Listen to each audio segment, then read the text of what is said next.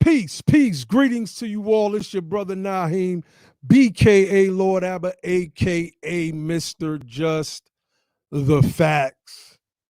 Make sure y'all hit that thumbs up, family, as y'all come in.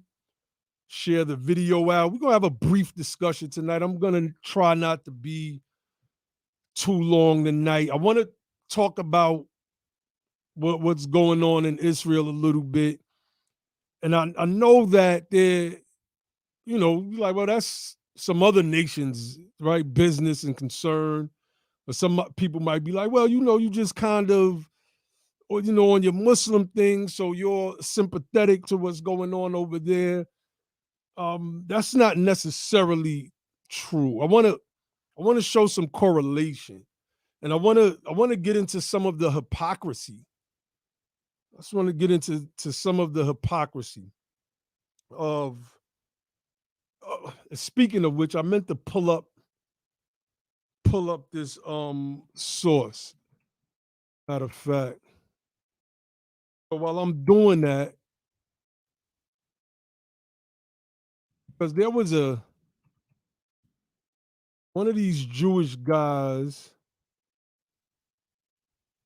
that, I mean, he was not a Jewish guy. He was, no, matter of fact,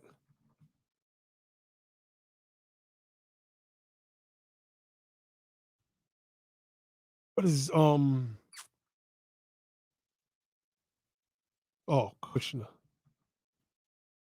I want to pull this up.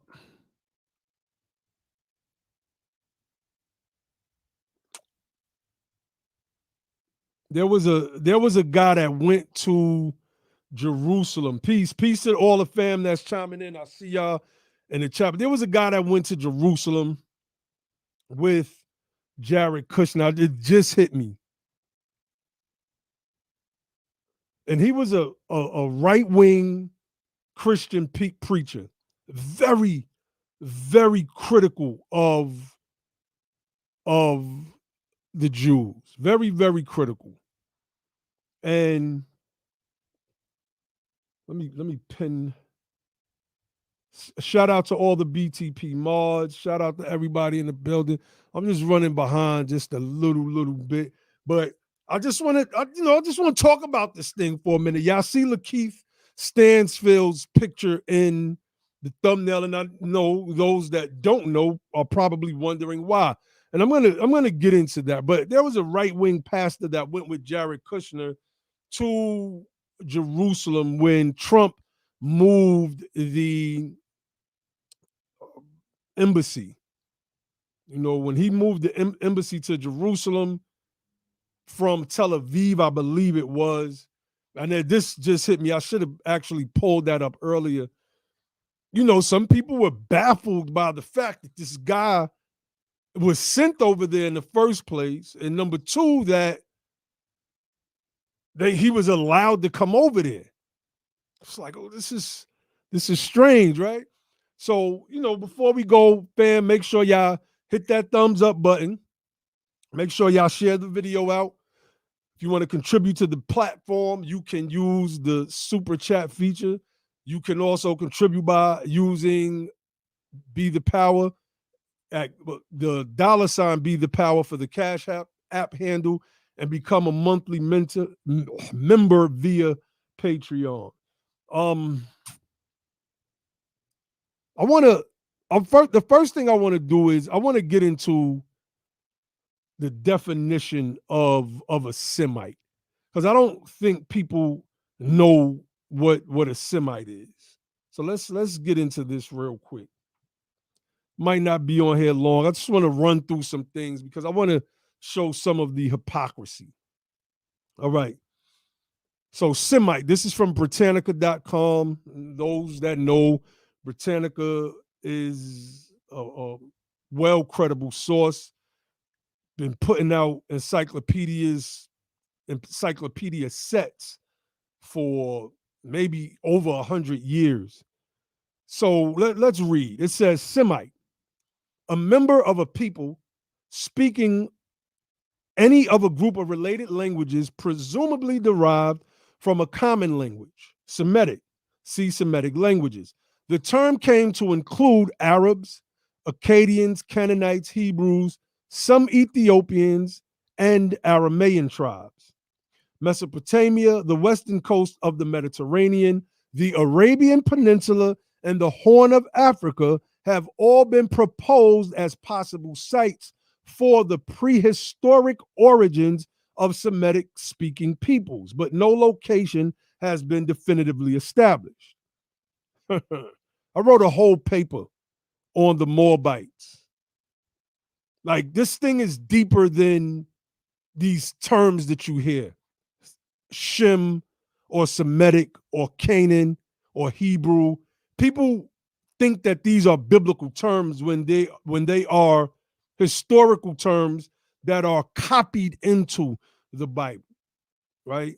So, and we're gonna get into a little bit of that tonight as well. I wanted to bring that up because Arabs are also Semites. Arabs are also Semites. This is a fact. This is a fact. Anybody speaking those languages that are related that can be called sister languages that derive from the Moabite language Mudar. They don't teach y'all that in school, but I got a whole paper on academia.edu that trended for 2 years straight. 2 years straight, where I'm breaking down a history that appeared to be hidden from most. Yeah, I'm by myself again, Kato. I'm gonna try to just try to make it short. So, where do I want to go with this next? Okay, I'll say this, right? Arabs and Islam have been under attack by Christianity for millennia. Millennia. That's the proper way to say it. Millennia. Or almost 2 millennia. The American lawmaker, the American neo-Confederate, usually of the Republican Party, they have said some crazy things about Islam, about the Arab people, et cetera, and it is never viewed as anti-Semitic. So I did some research, and the term anti-Semite was coined in Germany in 1879 by a man named Wilhelm Marre to refer to the anti-Jewish manifestations of the period and to give Jew hatred a more scientific sounding name. And it says anti-Semitism has been accepted and understood to mean hatred of the Jewish people. So basically, they usurped the whole terminology of Semite. They usurped it. And now it's theirs.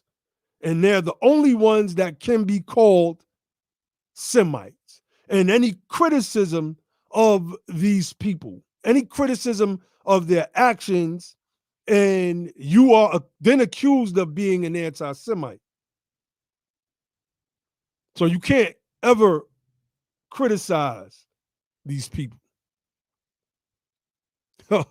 I can't wait to get into office. Some office.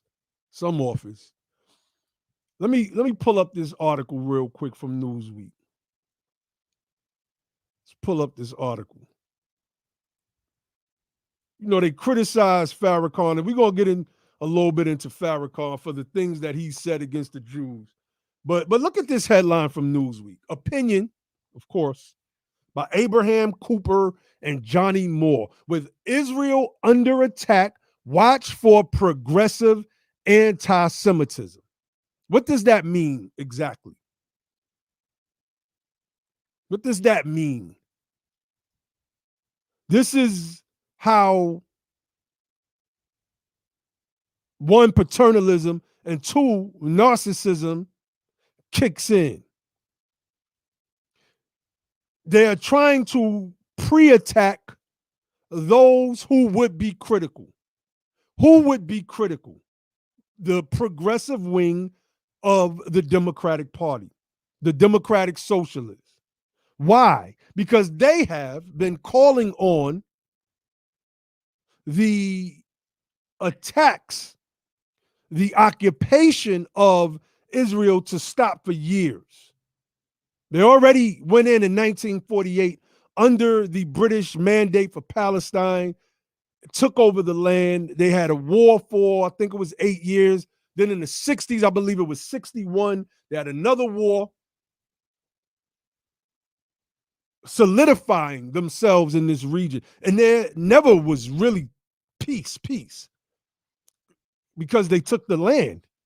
This area, there was nothing going on there until the Jews decided that they were going to take Palestine from the Palestinians, period. Let's just call it what it is. Somebody got to be bold enough and brave enough to speak the truth. So this is what this whole opinion piece is about. This whole, people, what they say. In 2021, all right, let me read from the beginning. When George Washington wrote to the Hebrew congregation of Newport, Rhode Island in 1790, he declared that America should give bigotry no sanction. Ha ha. That's funny. Give bigotry no sanction. In 2021, that remains a tall order. Not only does history's oldest virus, anti-Semitism, today receive 24/7 assistance from social media, but it metastasizes as quickly as deadly new strains of COVID-19, spawning Jew hatred and hate crimes here and abroad. There's many things wrong with this statement. Number one, George Washington saying America would give bigotry no sanction. George Washington held slaves. When George Washington's slaves escaped to New York, and former slaves, and those brothers, our ancestors, we want to identify them still as slaves when they're no longer in that condition. Get used to that, calling our ancestors just slaves. George Washington tried to negotiate with British generals at the time to return his property back to them. And the British generals at the time, well, you know, they rejected it because the brothers was fighting for the crown up there in New York. But they call it history's oldest virus, anti-Semitism. Well, according to the article that I pulled up earlier, anti-Semite wasn't coined until 1879. There is no anti-Semitism in history. There's so much history that I can get into in this regard because I've studied this. Like I can literally get into the Jews who teamed up with the Hellenes during around 342 BC. And this is when the Hellenes, known as the Greeks, were ruling Egypt at the time under Ptolemy II. This is how the Septuagint gets produced. And what happens is you get this commingling. And out of this, you get a redefining of what Amor is, for those that know the history. More wasn't a term associated with the color. It was the name of a people that the Hellenes knew by such name in history. It was the name that the people told them themselves. But once they get up with the Jews, the term Mahros, now becomes associated with blackness. I'm going to get into that a little bit later. So, let me see. He said it started with the British and the United States, correct? I'm not sure exactly what you're talking about, Cato, or which started with the British and the United States. But Just type it in the chat, and I'm gonna definitely get to it. But there's this double standard, right? Let's get into this double standard. Let's try to run through this real quick. This is an opinion article that says in America, this is published in Haaretz. This is a Jewish newspaper. An opinion piece by Simone Zimmerman. Opinion. In America, self-declared Nazis get state aid. Israel boycotters increasingly can't. Remember, anybody that would have a critique on Israel would be basically banned from aid. If you are a country in the Middle East and you are critical of Israel, you can be banned from receiving aid. If you were an American right here in America and you had any criticisms of Israel, you can literally be looked at as a hater, for lack of a better term, and come under sanctions right here in your own country. Right here in your own country. So why is this hypocritical? Let's go to Lakieth Standfield now. Let's get into this. Let's get into this Lakieth Standfield piece.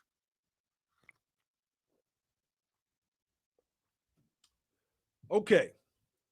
For those familiar with the story, we see Lakieth Standfield was in a Clubhouse room. And in the room, they started talking about Farrakhan.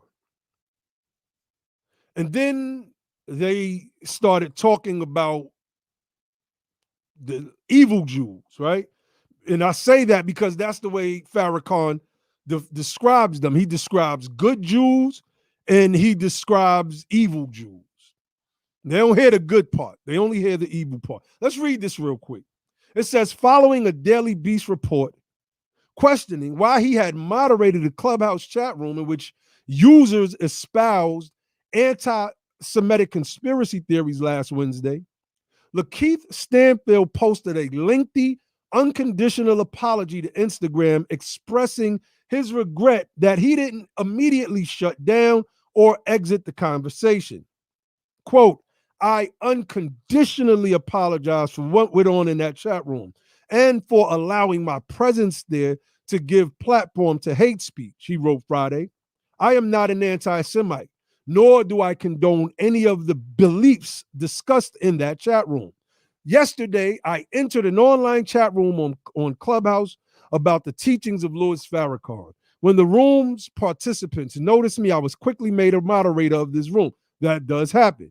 Some people may notice you, and if they think you're important. It has happened to me when I go into Clubhouse rooms. Some people have made me a moderator because they recognize me for my years of whatever research, being on Sinettis TV, et cetera, and now be the power, right?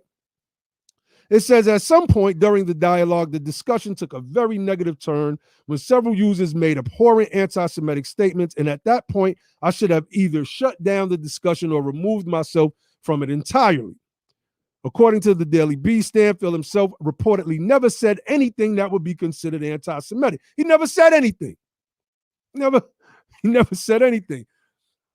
The leader of the Nation of Islam since 1978, Farrakhan has been criticized for decades for public anti-Semitic statements.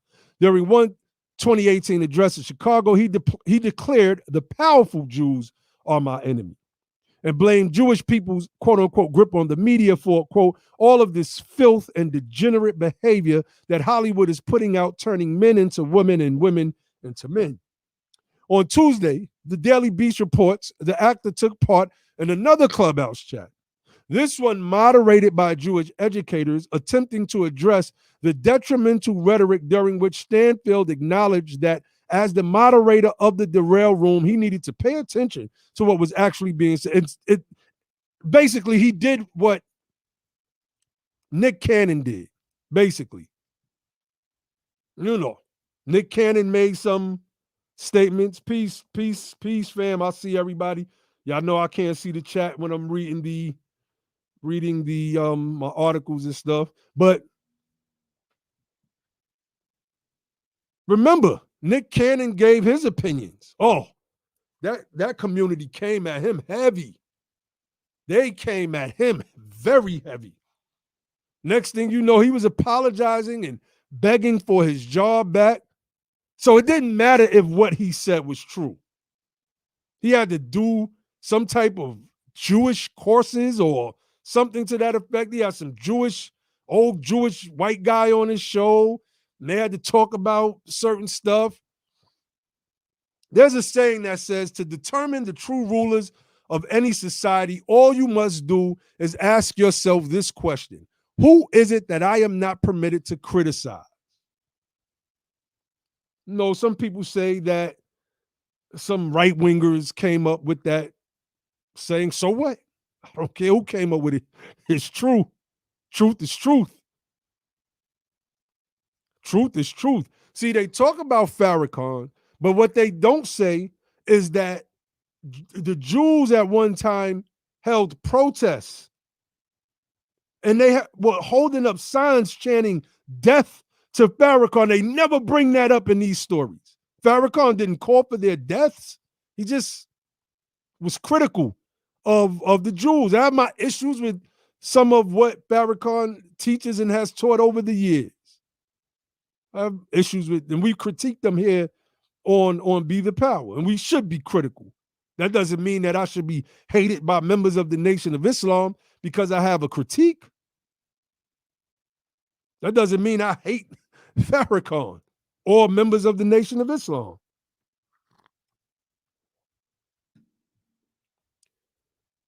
All of this is important.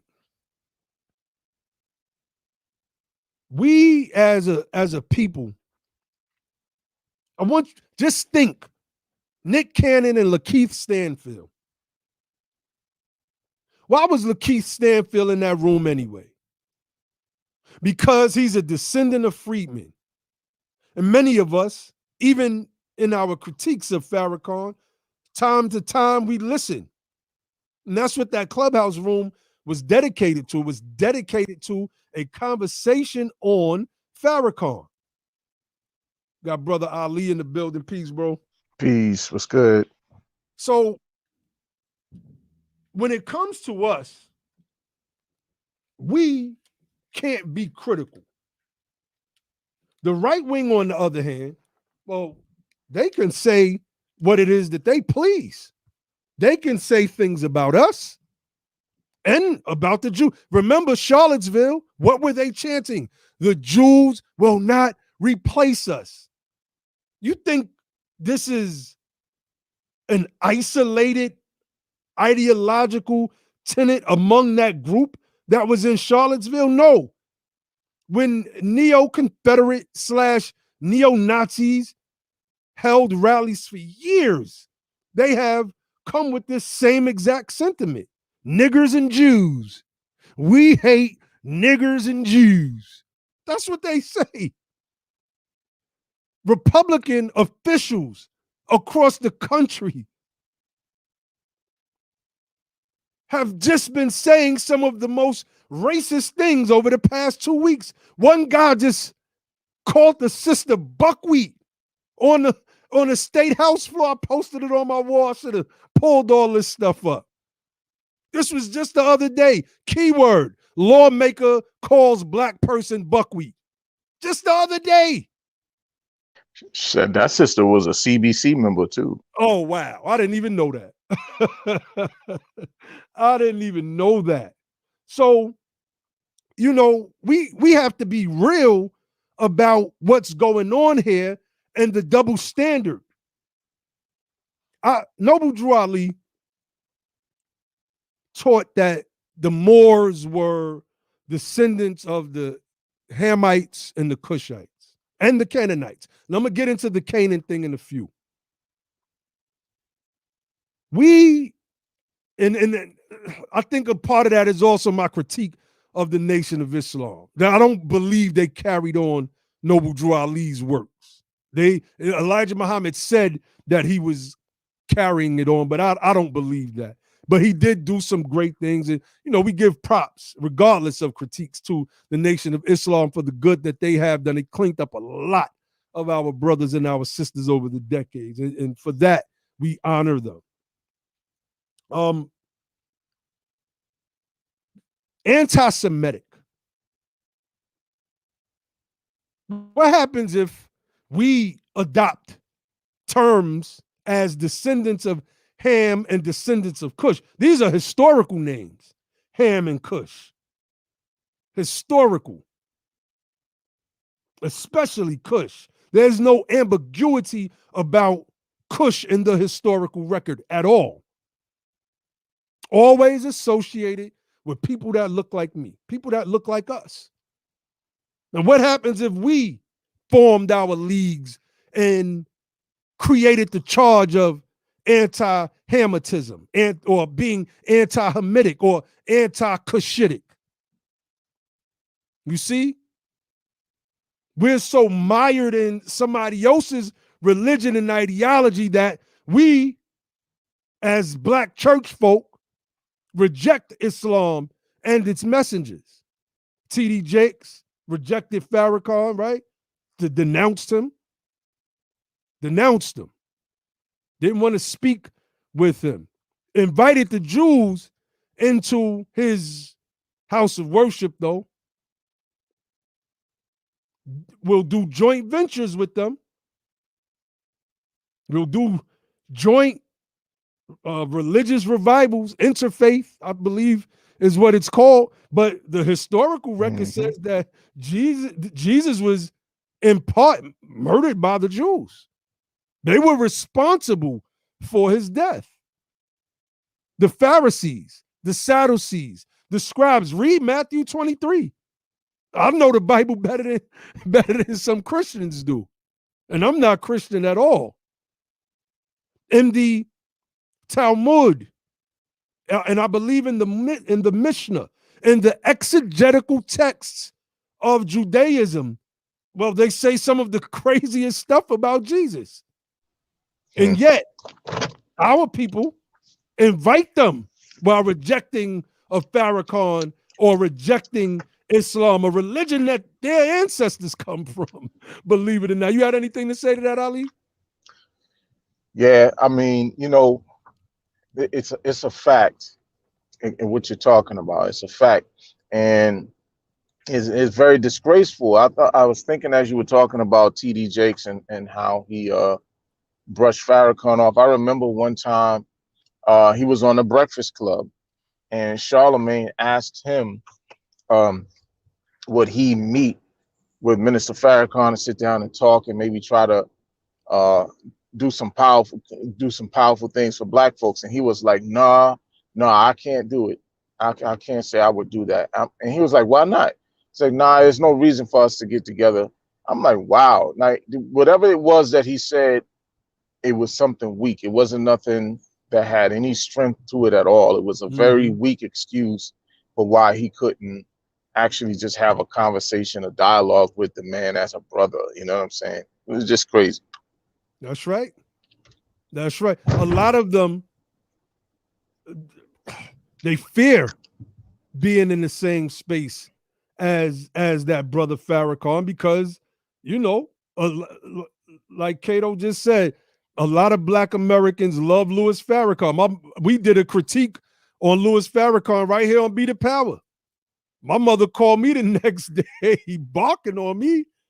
I don't care what you talk about. You better not say nothing about Louis Farrakhan again, or I'm coming to see you. It's just as simple as that. Some people, my grandmother, may she rest in peace, my grandmother Bessie, my mother's mother, she was a straight up Christian, straight up church going, several day a week Christian. She loved Farrakhan, loved him. So, you know, my father was like that. My pops was like that. He you know, he loved Farrakhan too. He loved that fiery speech, that he had. You know what I'm saying? He connected with that. That resonated with him. You know what I mean? But my pops was he was raised as a Methodist. You know what I'm saying? But he loved Farrakhan and that fiery speech. I tell you that much. Mm-hmm.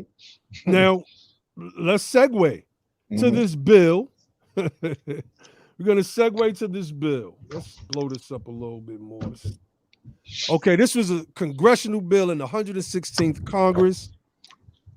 First session, House Resolution 72, rejecting anti-Israel and anti-Semitic hatred in the United States and around the world.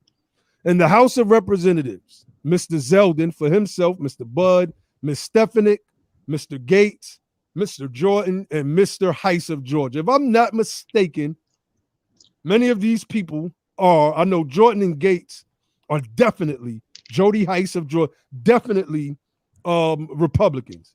Submitted the following resolution, which was referred to the Committee of Foreign Affairs. Now, remember, the people that make up these people's base are the ones that were out there screaming the Jews will not replace us. Mm-hmm. So let's get into some of this bill. Resolution rejecting anti-Israel and anti-Semitic hatred in the United States and around the world. Whereas in 2018, Minister Louis Farrakhan said, so this is based on the stuff Farrakhan said, not what your base was saying in Charlottesville. The Jews will not replace us. Let's read. In 2018, Minister Louis Farrakhan said, so when they talk about Farrakhan, call me a hater. You do what they do. Call me an anti-Semite. Stop it. I'm anti-termite. I remember when he said that. I thought that was funny. Mm-hmm. Mm-hmm. I thought it was funny. It says, whereas in 2018, Farrakhan says satanic Jews have infected the whole world with poison and deceit. Whereas on March 11th, 1984, Farrakhan said about Adolf Hitler of Nazi Germany, who was responsible for murdering 6 million Jewish people and millions of others, quote, he was a very great man. Whereas activist Tamika Mallory, called Minister Louis Farrakhan the, quote, greatest of all time, and her fellow organizer, Linda Sarsour, said only Jews, ... So that means they cut out something, are ones that condone violence against Arabs and are cool with mosques being attacked. Well, we just see video that just came out yesterday or the day before yesterday of Israeli soldiers going in a mosque during Ramadan, during prayer, firing rubber bullets and tear gas. Terrorizing those women. Terrorizing. Yep. That's right. Women and children. Women and children. Well, was she wrong? Whereas throughout the years, current members of Congress have met with, posed for pictures with, and have otherwise embraced Farrakhan.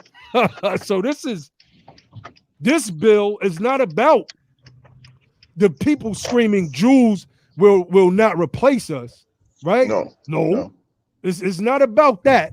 It's about, well, they do mention it in this bill, but the main emphasis is Farrakhan. That's what they lead the bill with. The people that were screaming the Jews will not replace us, they don't follow Farrakhan. I don't see members of the Nation of Islam in the streets carrying torches, screaming the Jews will not replace us. Right. Oh, I don't know. What are they talking about? These people are so wicked. They're so wicked. These are the same folks that just tried to overthrow the damn government. Let's be real, man. Let's be real. These are the same ones. They just went to the nation's capital and turned up fucking, like, people died and everything, man. They carried Confederate flags through the Capitol. Like, these are the same people. And with this self-righteous BS, man, it's a bunch of fake, phony, pseudo self-righteous nonsense. Nonsense, man. Just anti-black racism. And any chance that they get to take a shot at our people, they do it. That's what it is. Facts. So let me let me pull up this. Let's pull up this article right here. We'll try to run through some of this. We had to touch on it because it's newsworthy and it affects us in a certain type of way. It says Israel calls on Biden administration to stay out of Jerusalem crisis. Stay out of it. What? What? The Biden administration and Israel clashed over the recent escalation of violence between security forces and Palestinians at a holy site in Jerusalem, with the Israelis asking the White House not to intervene, according to Israeli officials. Why it matters. This is the first major crisis between Israel and the Palestinians that the Biden administration has had to deal with. Remember, I said it on one of our earlier live streams, before Biden was even president, if I'm not mistaken. Netanyahu, I can't remember exactly what it was, but Netanyahu was already making demands on Biden. And I remember I put up a picture that showed the Jews that Biden had already elected in his cabinet. And, you know, I'm not going to get into the who, but some person that we was beefing with tried to spin it, because that's what that person does, into making it seem like I was anti-Semite.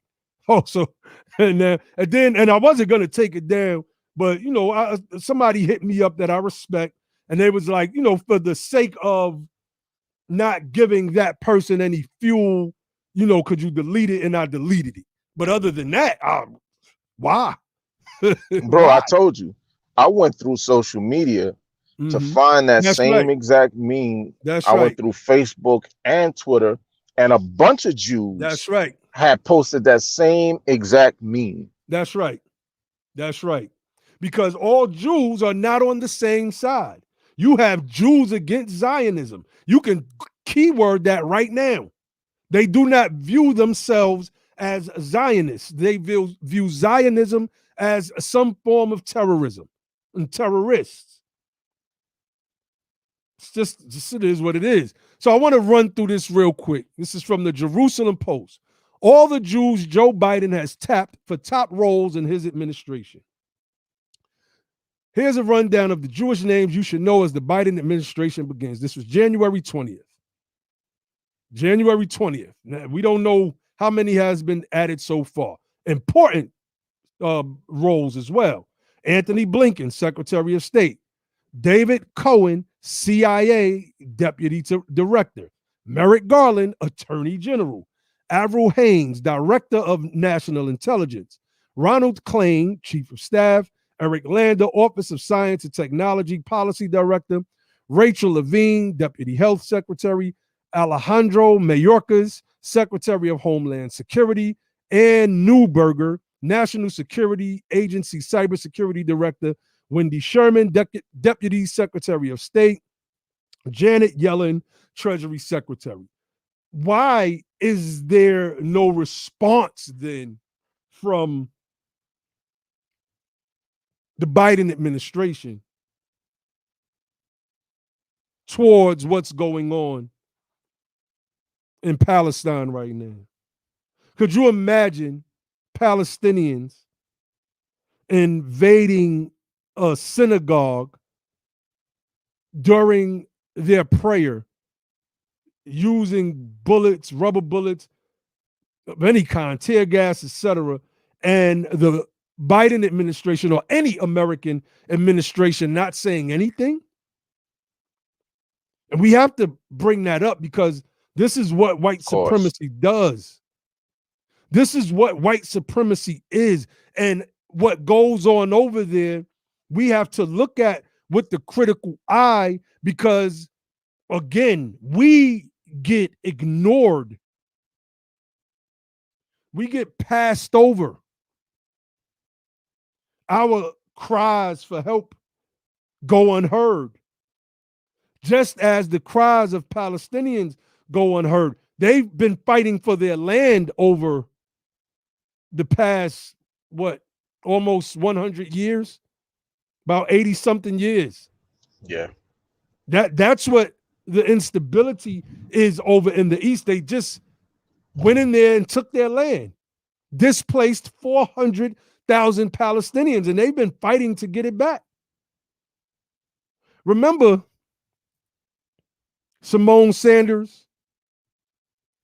Joe Biden she was what was her position, Ali, when she was with Biden?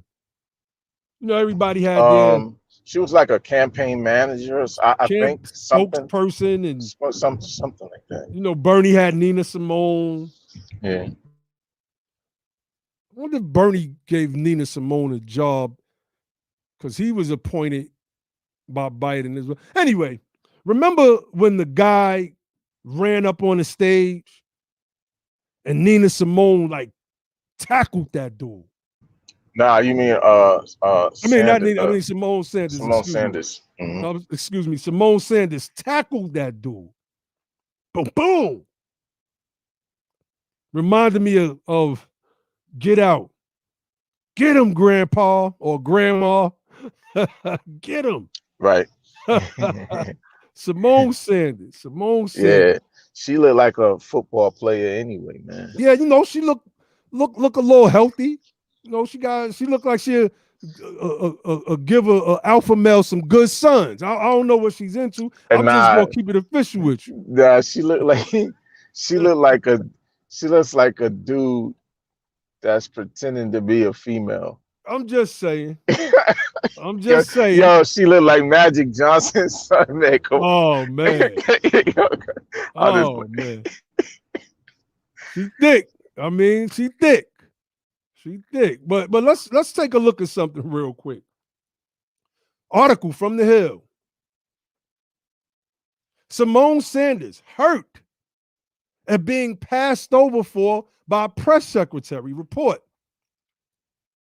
It says Simone Sanders, a senior advisor to President Harris, was reportedly hurt after being passed over for the White House press secretary job, according to a wide-ranging Washington Post feature on Sanders and her fiance, DC's director of culture and nightlife, Sean Townsend. Look him up. See what he on. But it says Bakari Sellers, a civil rights attorney and mutual friend of the couple, says Sanders was stung after Biden ultimately chose former Obama communication director Jen Psaki for the press secretary job. See, what I don't think Simone Sanders understands is that you got to be a pretty good liar to get up there and be press secretary. And, you know, all people lie. But our people I don't think are pretty good liars like that, like a Jen Psaki would be for a Jim Crow Joe Biden. And let me say this, that I don't think she realized that these people don't really want black girl magic and Black Lives Matter people and feminists, you know, black feminists up there. Remember, Simone Sanders is the same one that said black men need to shut up and all of this kind of stuff. You remember that? I don't think she realized they don't really want females like that up there. Like Kamala Harris is not that kind of female. That's not the kind of, you know what I mean? It's actually a turnoff, yo. I don't know what people be thinking, but a lot of that stuff is actually a turnoff. You know, but I'm gonna let you go in. Oh no, you're right. You're right.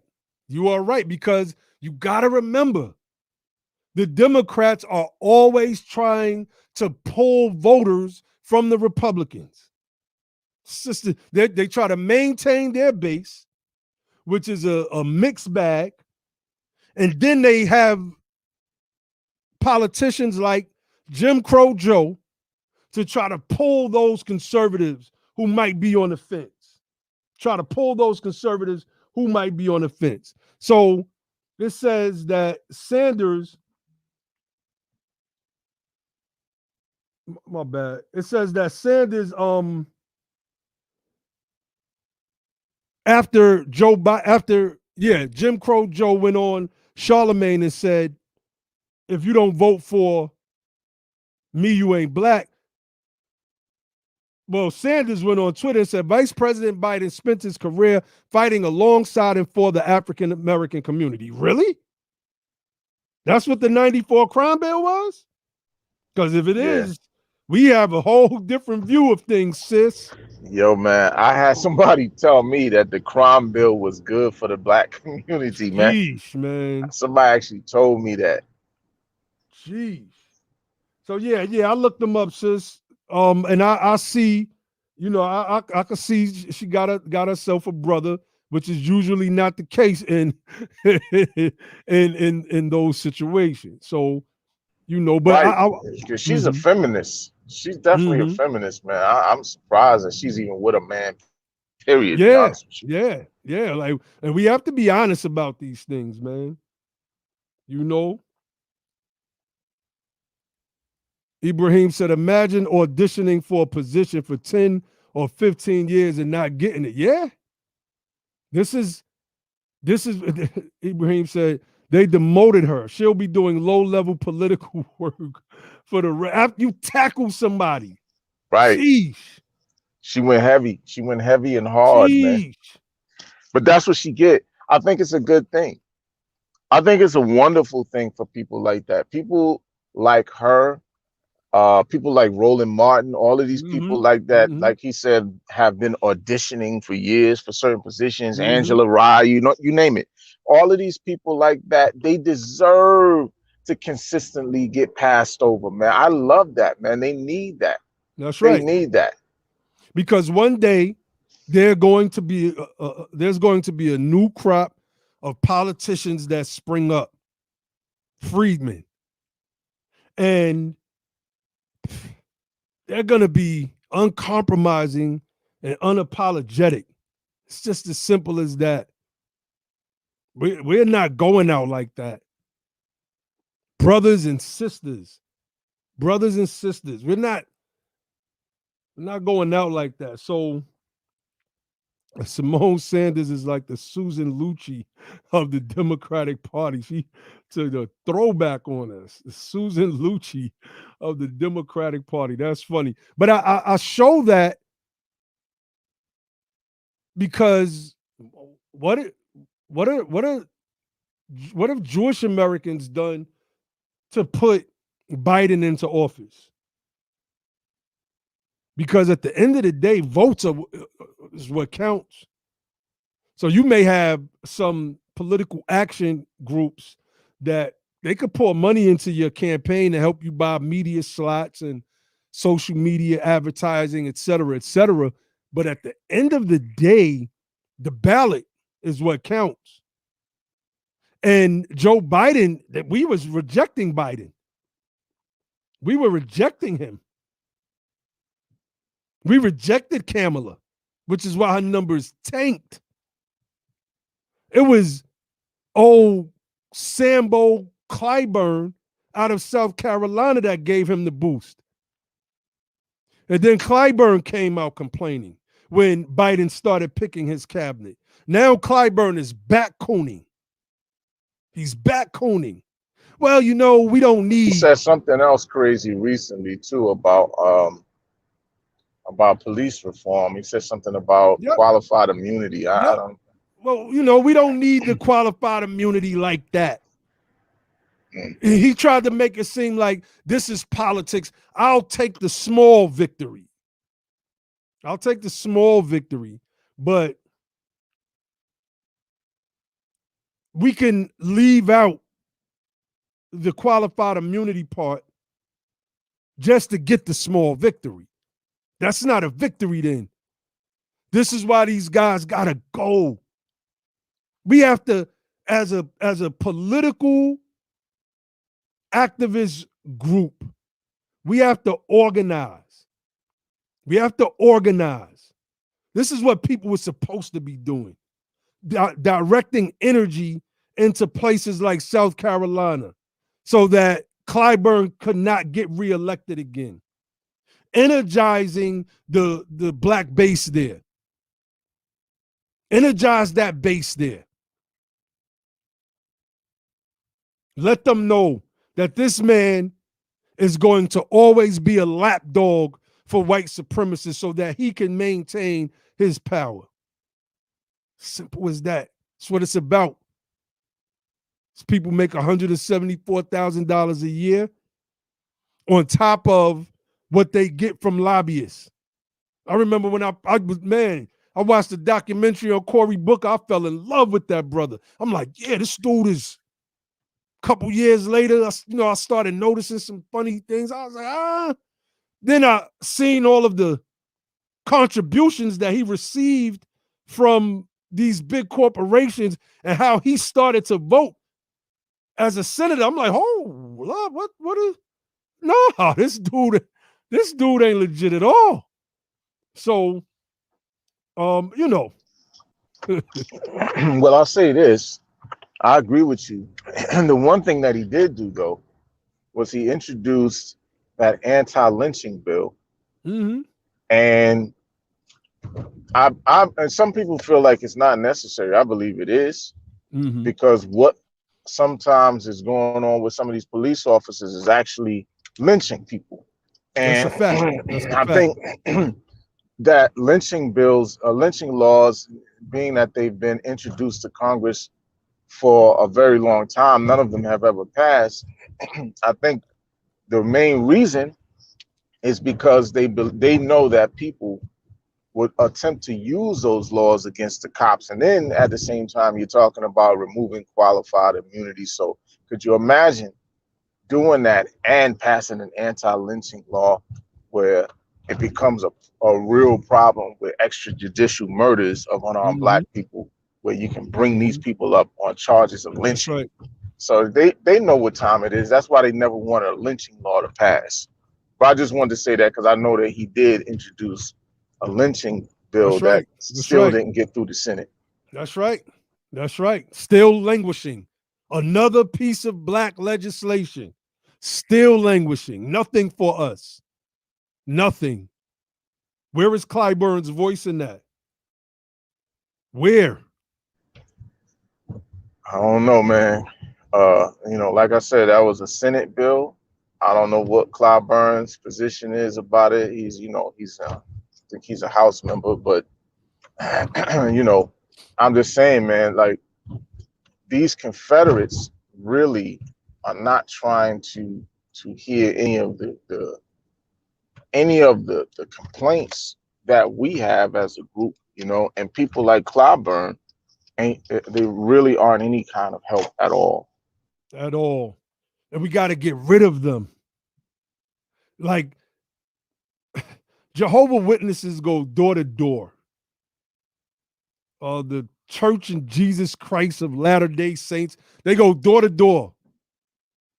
They go talk to people about their religious beliefs and convictions in hopes that they can proselytize and get those individuals to convert to their form of Christianity.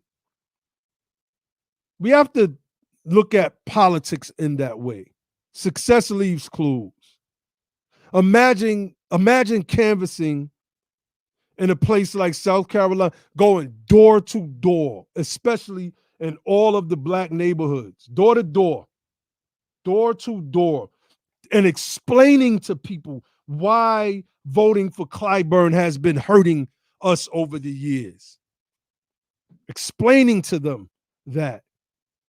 Showing them that why having a candidate, not Clyburn, who's the antithesis of Clyburn, will benefit not only South Carolina, but us as a people in the House of Representatives and ultimately the Senate, if we could get somebody to beat that devil Lindsey Graham.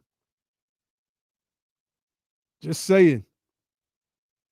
We gotta get serious about this thing.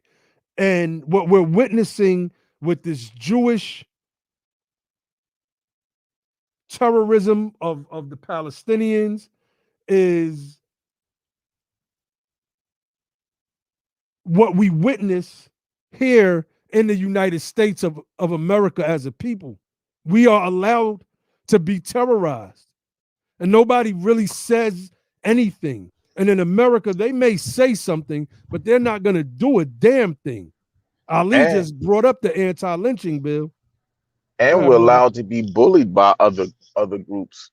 And in this instance, other minority groups. I don't know if you brought up the issue with Lakieth Stanfield in the clubhouse room, I but brought it up. basically they made that brother apologize for not basically for not defending Jews against other black people who were talking about them, because he wasn't saying anything about them, right? That's He right. definitely didn't say anything disrespectful about them, but which they admitted in the article that I saw. They admitted he didn't say anything disrespectful about Jewish people, but he just happened to be in a room with other people that was, and he should have, he should have left, or he should, basically they wanted him to defend them. He That's has no right. obligation to defend them, but they That's got the right. brother apologizing for shit that he didn't even do.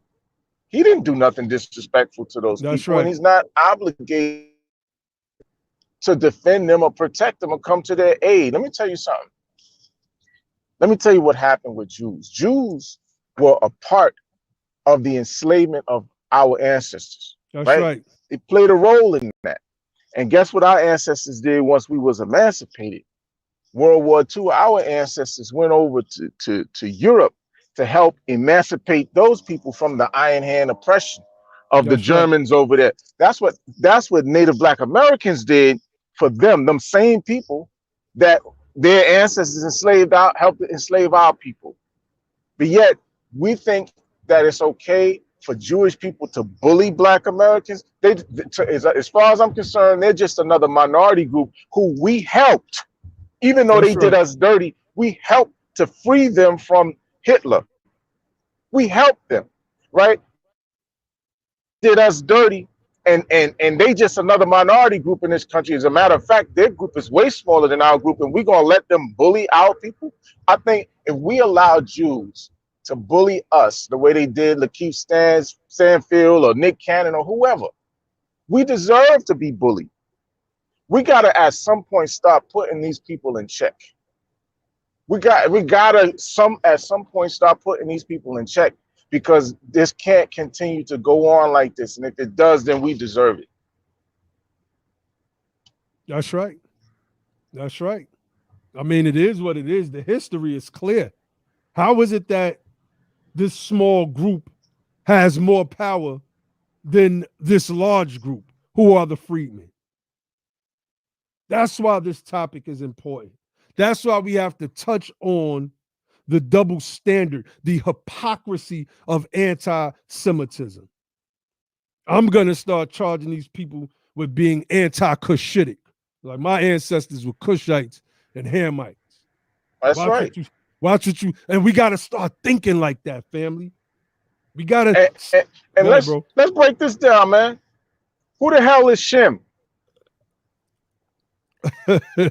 Really, and I broke it down earlier. I got into it. Arabs are also Shem.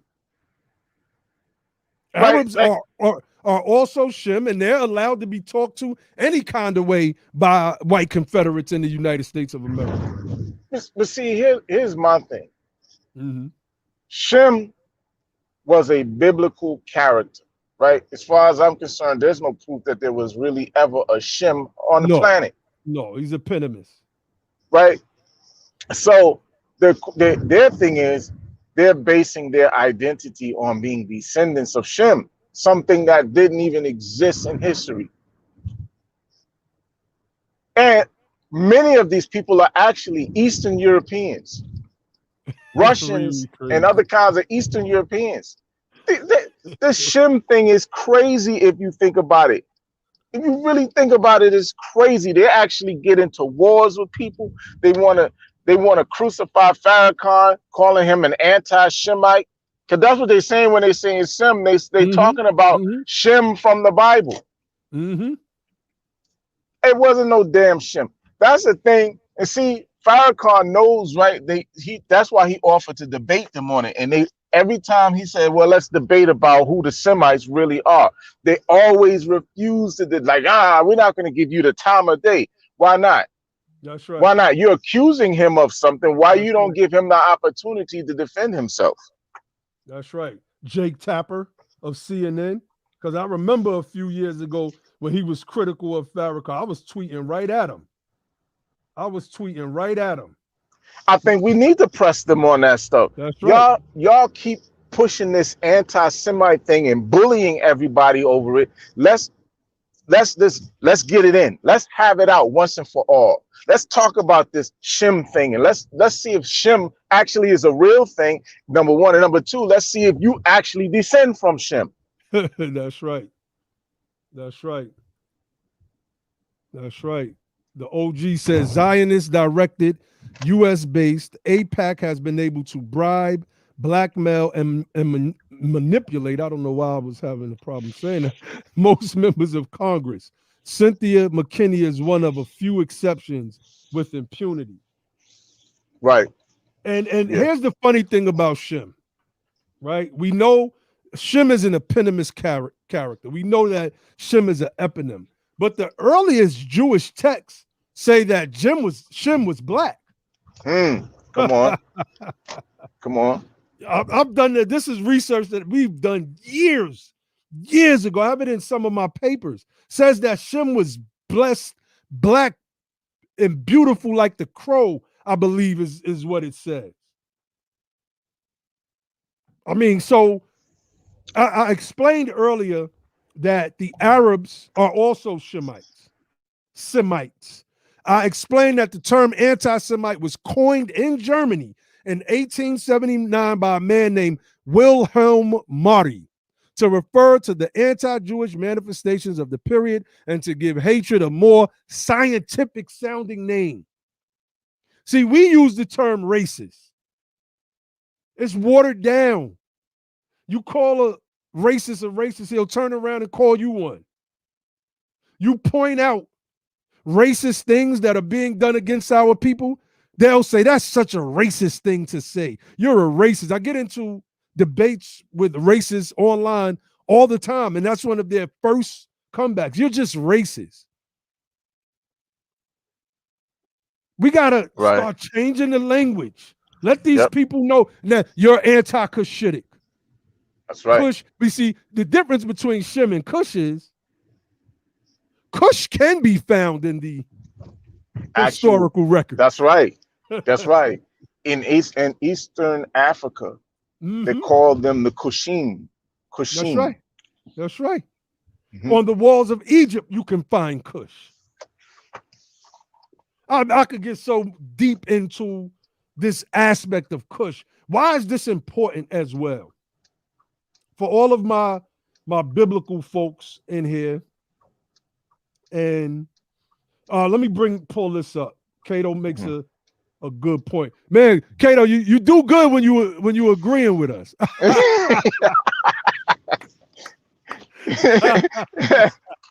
God, this dude always be wanting to battle, man. He said, yes, Nimrod was the first person to build in Mesopotamia. This is according to the biblical narrative. And the civilization he built was called Kish, a derivative of Kush. This is a fact. This is where me and the Nation of Islam have our disagreements, because they pick up the Christian/Jewish vitriol against Nimrod. You know? Now, okay, we got an interesting comment. Corey Loren said, come on, brother Naheem, you know we are Judah. Right? Now, I can go there. I'm not right now, but I can get into the Judah thing and how Judah relates to the Moor. See, some of y'all don't know my previous work from the conscious community as a Grand Sheik in the Moorish Science Temple of America. Y'all just know this version of me. I can really go into that topic, and not Judah from a Hebrew Israelite perspective at all. I don't deal with how they view our people, right, and how they contextualize biblical Jews with our people today. I can get so deep into it. Matter of fact, the whole team, we probably the only one is Josh. I don't know where Josh go in that with that direction, but Josh been following our platforms for years as well. But everybody else on the team, we can really get into that if we want to. But I'm going to Mm-hmm. get into it a little bit, right? Mm-hmm. Genesis, and this is important. Like this is really, really important because we got to understand how one thing relates to the other. Because we got our sister Cynthia, right, who's an atheist, and we have several atheists who are on frequent our platform. But our oppression is tied into this biblical narrative. Mm-hmm. Yep. Genesis 9, verses 25 through 27. Cursed be Canaan, a servant of servants shall he be unto his brethren. Many people over the years have tried to say that, oh no, they took that verse and they made it mean something more than what it was. Obviously, the Negroes are not the ancient Canaanites. I had somebody tell me that on Twitter. I ain't gonna blow her up. Tell me that on Twitter not too long ago. But I want to get into that real quick because it ties into the topic. This is Alexander Stephens, the vice president of the Confederacy, and the Confederate. It says Alexander Stephens on slavery and the Confederate Constitution, 1861. He says something important here. He says, many governments have been founded upon the principles of certain classes. So here, he is advocating for a class-based America. He's advocating for a class-based America. He then says, but the classes thus enslaved were of the same race and in violation of the laws of nature. So here he's justifying the slavery of the quote unquote Negro by saying, well, if whites enslaved whites or yellow people, using their terminology, enslaved yellow people, if reds enslaved other reds, then it was okay, because that's a part of the laws of nature. This is completely made up nonsense. He then says, our system commits no such violation of nature's laws. Why? Because you just made up nature's law. You just made it up. Different groups had been enslaving different groups as far back as we can remember. It's right on the walls of ancient Egypt. That's right. People that they captured and enslaved. The Kemites enslaving the Cushing. That's right. That's right.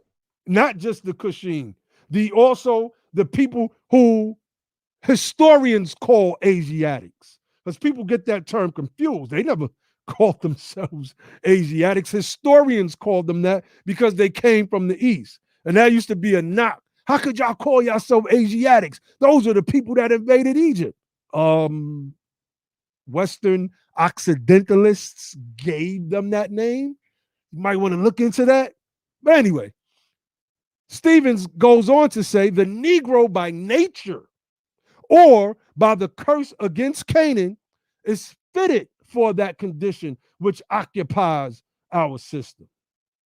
Then he goes on to give more justification of his example.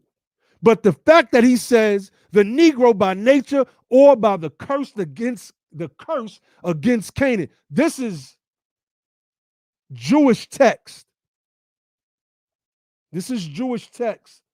This forms the basis of many of the papal bulls, Ilias Qui, Romanus Pontificus. What's the other one? Dum Diversus. Dum Diversus. I don't even know if we pronouncing that right. I think it's Dum Diversas. I think. Probably. Probably, but I looked at it one day. We from the hood. Dum Diversus. Yeah, that old dumb shit. That old dumb stuff. Right? So some people may say, well, anybody can take something and put it there. So what does history say? Now I want to tie this in. I want to tie this into the topic, and I hope everybody that came in later goes back and look at some of what I said from the beginning. This is from a paper that I wrote on Noble Drew Ali and his teachings, and for whatever reason, the whole screen just went blank. Why? Oh, sheesh. Now I have to wait for this whole thing. That was weird. Okay, now I got to scroll all the way back down because I want to read some of these historical references. I want people to know that this isn't out of left field, and that what's going on in Israel and the fact that white supremacist, racist America, let's call it what it is ignoring it, has a root, it has a basis. And the same way our cries and pleas are ignored, so are the Palestinian people. I'm not saying that the Palestinian people are friends of ours at all. I don't know that, to be honest with you. To be honest, I don't know. If you ask me, historically, these are the people that went in and ran our Canaanite ancestors out.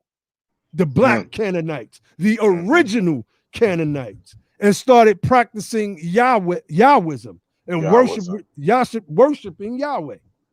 Yes. Hey, bro. Professor James Small, y'all might have heard us mention him in the past, right? He's been on Sarnetta and other other YouTube channels and programs for years. Professor James Small had given a really great breakdown. One time he was talking to Sarnetta and Sutek right out there on 125th about the Canaanites and what were the Canaanites. And one of the things that Professor Small was breaking down to them, he says, in his words, he says the Canaanites were a black people. He says they were as black as the ace of spades. This is what he said. They were as black as the ace of spades. They left that land that was being called Canaan and came into Africa and established various settlements throughout Africa. That's right. That's right.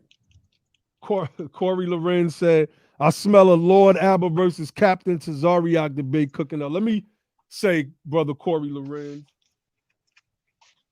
I've had debates with Tazariak on Facebook, and I overwhelmed him with information that I know that he had never seen before. In fact, there are some Hebrew Israelites that I've built with that have said, I've never heard the Bible broken down in the way that you broke it down.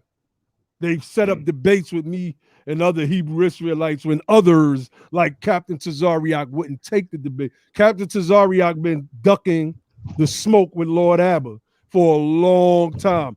You could go right on Sarnetta's platform and you'll see that what I'm saying is true. Right. So I want to get into some of these sources real quick.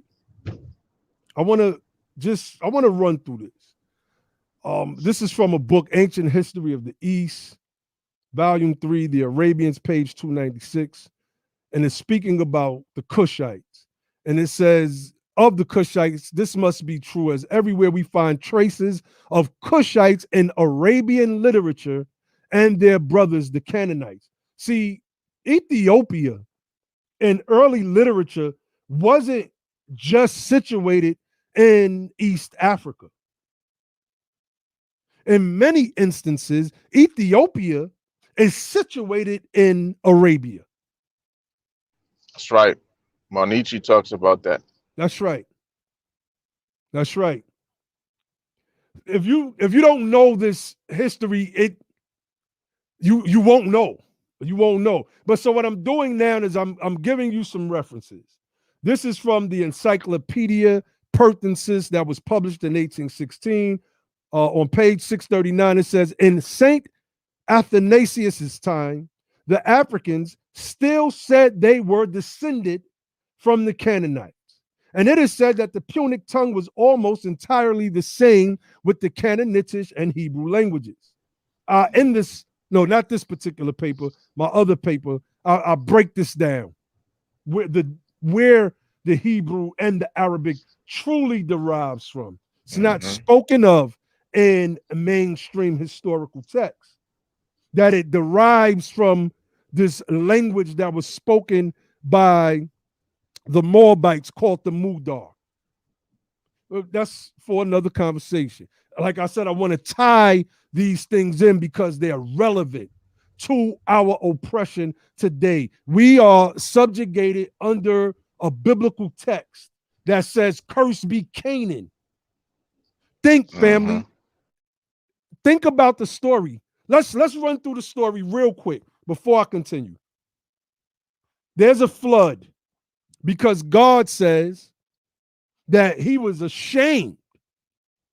He felt human emotions about the way man had turned out, sinful and drunkards.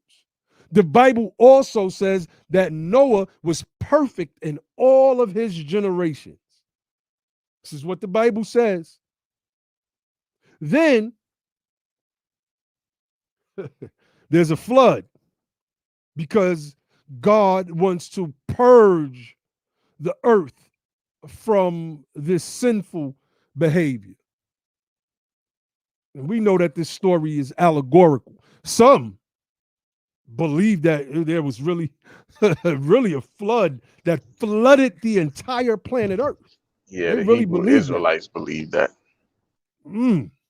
So it rains 40 days and 40 nights.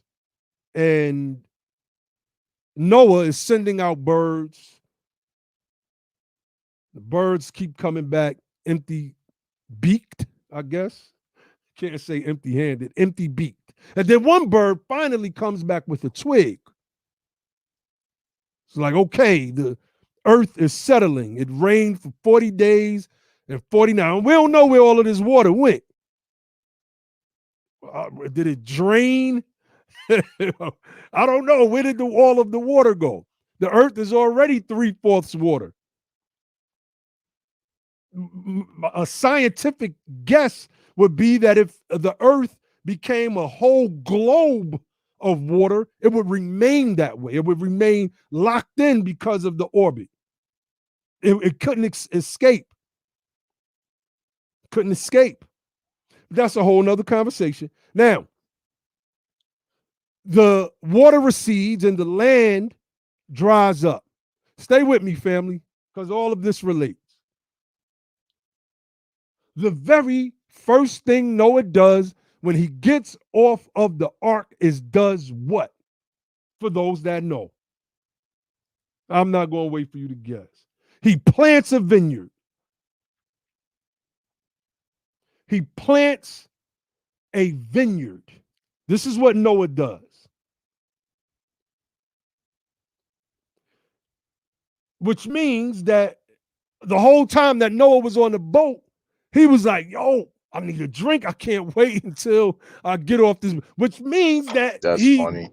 was a drinker before the boat. You don't just decide during such a divine moment of being on the ship, and you and your family are the only humans on the planet who are saved from this destruction, that you're going to drink. No, you would have had to been a drunk before then, fiending for a taste.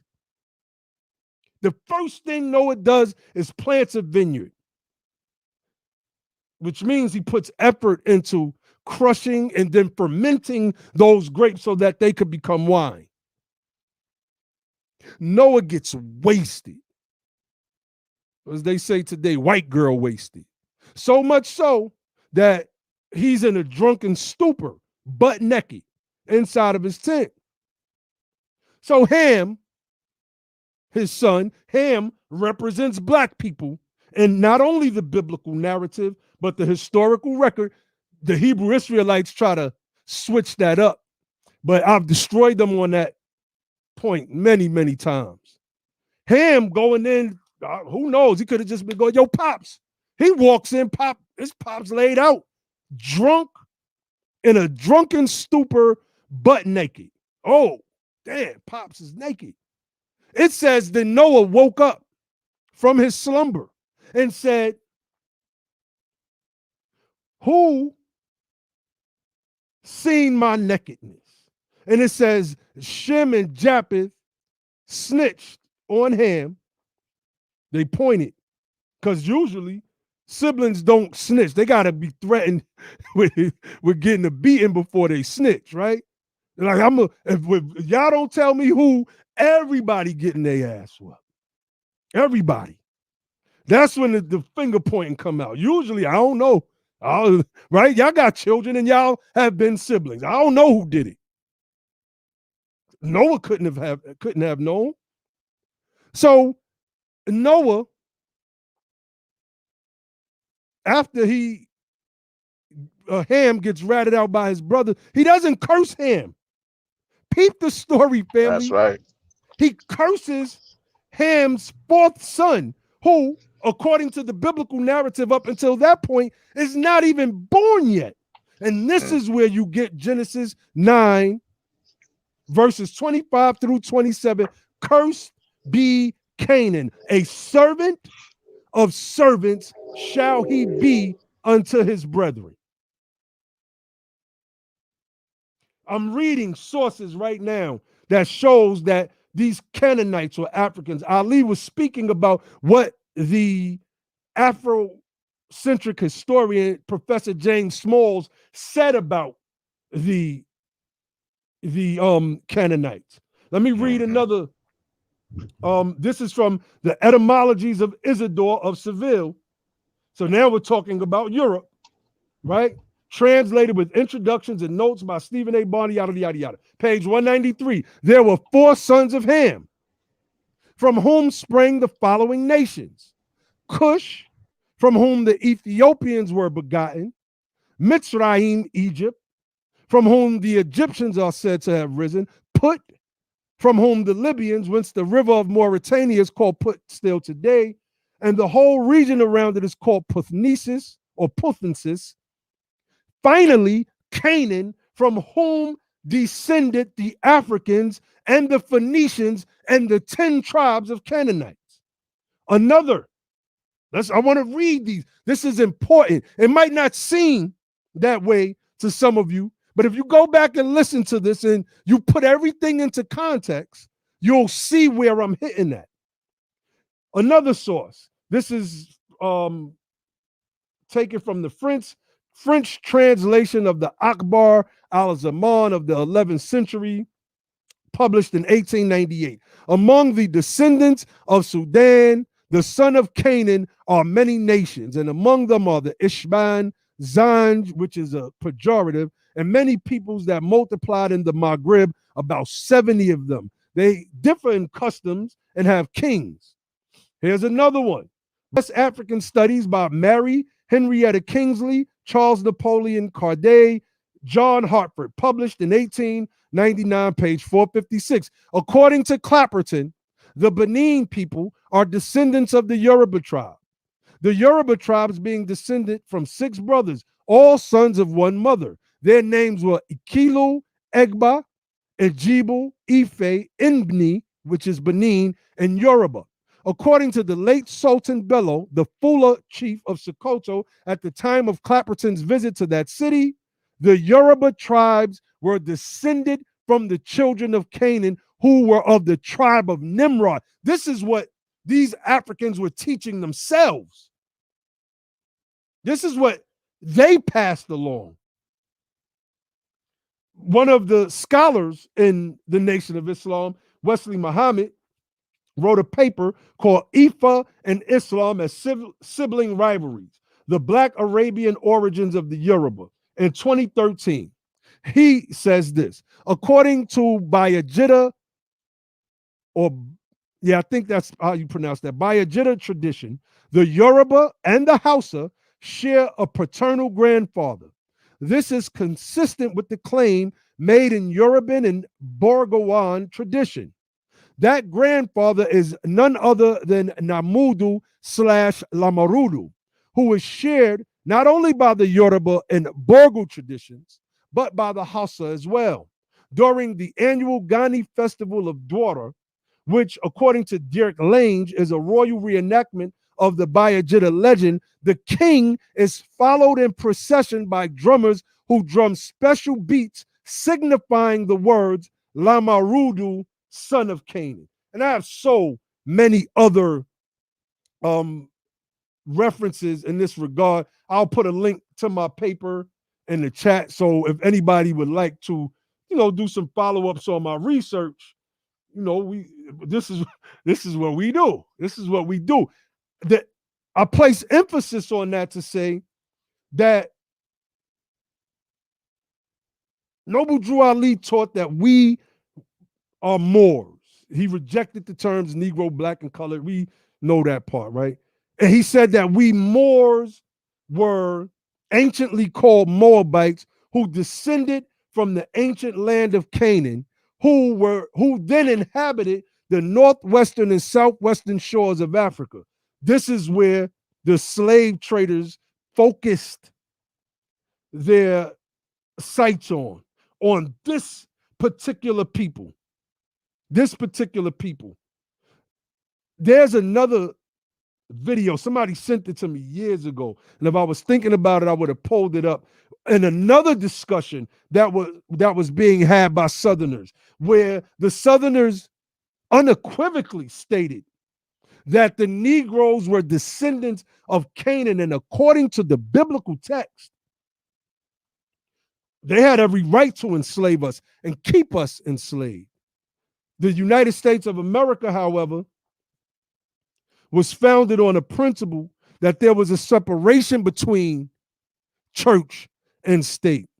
And we now have to understand that we have to disconnect this in how we move politically. Much of what we see, much of what we've been dealing with has been sanctioned largely, not all, but largely by the church, being a captured Democratic Party. Where do they start first? They go to the churches.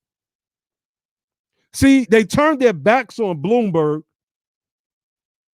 And jump in at any time, Brother Ali. They turned their backs on Bloomberg when he went to the black churches because of the things that he said about black people. But they welcomed Jim Crow Joe Biden, author of the crime bill that massively incarcerated our people, damaged us. The children that we see today, the youth, I should say, I guess they're children to me, are products of not having strong father figures, taken away by not giving black communities the resources to build, bringing Reaganomics. This is how the gangs and gang life spread in Los Angeles and then California in general. This is what the guy Bones, I can't remember his whole name, the former Bloods member from California, he talks about it. They took the factories out of Los Angeles and the gang life spread like wildfire. Drugs. How did the drugs get there? Look at the story of Rick Ross and the CIA. They allowed it. Reagan and the Contra scandal. Look it up. The Iran-Contra scandal. They allowed this to happen. They brought the drugs, and then there was a trade with guns with Iran, and the drugs was going to the black neighborhoods in the United States of America. Then they was locking us up for the drugs that they placed in our neighborhoods. These are historical facts, and it all ties together. So we have a hypocrisy of anti-Semitism. And I think that we should adopt, because Cush is not a biblical person like Shem is, because we can't find his Shem in the historical record, but we can find Cush. So when they come at us, I think that we have to adopt language that says that is anti-Cushitic, as opposed to this now watered down term of racism. See, they have no answers for that. They have no answer for for these new terminologies that we keep churning out now. It's new to them. Now they have to find ways to strategize around it. And the difference is we're not going to soft shoe with them. We going to tie our Timbs up and stomp hard everywhere we go. And our children will be that way to ensure that we remain in the position that we are trying to achieve. And I believe that we will achieve in this generation if we just, that's all we got to do. That is all we got to do. Let me see. My brother Ibrahim, he said in Chicago, black men had to leave the home. No jobs, nowhere to go. The kids ran the streets. What was the term? Latchkey kids. This was happening all over the country. Latchkey kids. All over the country. Detroit. A lot of those plants left Detroit early on, and Detroit went to crap after a while. The only ones that stayed was Ford and a couple other. But if you go back and you look at early Detroit, especially in the 30s, what? Somebody said so drunk. Yeah, the midwife. So drunk people, and this was a part of my critique. It said Noah was perfect in all of his generations. Perfect. Drunkenness is a sin according to the biblical narrative. How did Noah, a drunkard, have the power of God to curse a whole group of people? This is what men wrote and what they used to subjugate other men. That's crazy, bro. Oh, yeah. That's crazy. Oh, yeah. So, see, I wasn't seeing all of the comments when I was going in. Sister Cynthia said, yeah, I am really confused about Noah in that way. He was a drunkard, and Ham sees him drunk and naked. We are the descendants of Ham, and we are cursed. How, Sway? They had to find a way to curse us.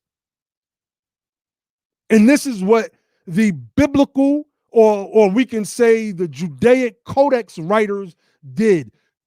If you look into the history of Christianity, and Constantine, et cetera, these people were Hellenistic. They were Hellenes.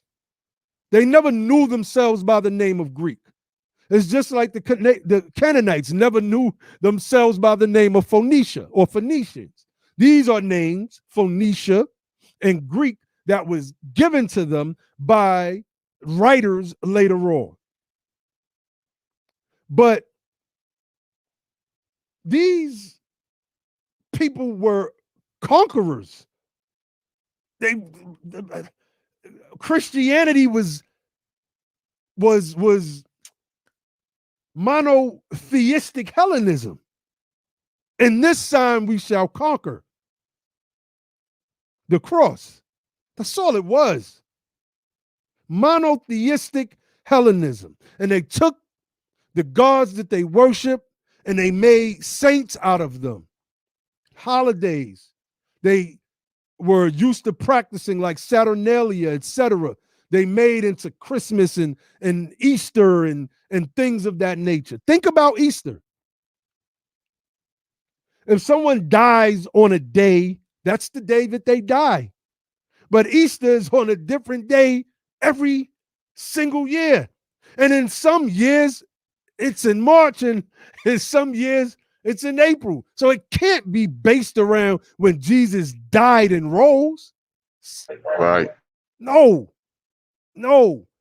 Like, we got to come to grips with where we are at and how we've been duped. I'm not trying to convince anybody to leave Christianity, but I'm going to speak the truth about it and why a large portion of our people can be captured and subjugated by the Democratic Party, and why the first people they run to is the preachers when they need politics done at any level. Barack Obama was tied to Reverend Wright's "Goddamn America" speech, which was taken out of context. Tied to that. I was surprised that he won. You know, and PDM said, did y'all do Abraham pimping his sister wife? You know, I don't want to go there with it, right? I don't want to go there with it. I want to just get into, you know, how what's going on today affects us as a people here and now. I have my critiques of the biblical narrative. I have my critiques of Islam, right? But I understand Islam, and I've had debates with Muslims who have called me a Quranist. I still laugh every time I say that because I won't use hadith and I won't use what they wrote as sunnah, the life or the ways of Prophet Muhammad. No, it's hearsay to me. Don't use it. And I understand the difference between the two. Now, I've had these theological debates over the past 10 years. So I have my critiques, but that is not what's oppressing us, Islam. In fact, Islam has been the one thing that has come and give us some liberation here from the ideological thinking of white supremacy that we absorbed, digested, and normalized. Prophet Noble Drew Ali was the first one to take a voting block of black folk that was non-Christian and put Oscar the Priest into office in Chicago in 1928. Look it up. They don't show that on the Wikipedia page, but we got the pictures with Noble Drew Ali and Oscar the Priest. If you pull up the Moorish Science Temple of America on Wikipedia, you're going to see a picture of Noble Drew Ali surrounded by some of Chicago's top politicians. I'm the one that put that picture on Wikipedia while they deleted the rest of what I was putting up there. There's like, oh, no, we can't do that. But I just say that to say we were never given an alternative to the one of the tools, I believe, that was used to keep us locked into white supremacy in such a way that it became a controlling mechanism.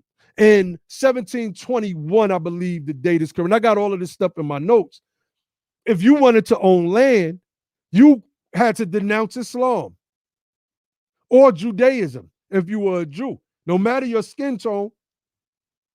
And I got this in my notes. Ask me to pull it up, I will. I'll find it.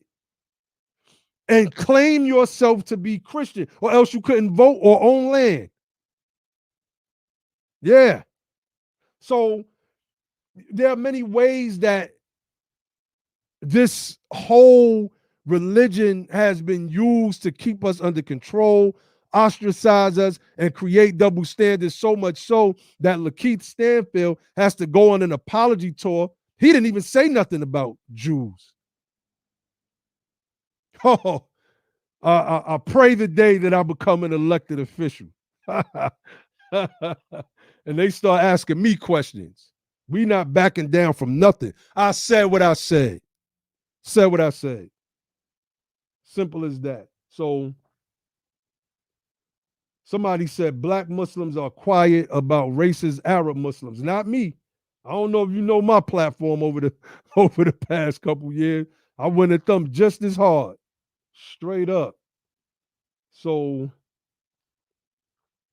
you know, Muffin Nellis said 90% of the Bible is completely made up. There's no archaeological evidence of Noah, Moses, or even David and Solomon. It was all made up. I'm gonna say this, right? There are some.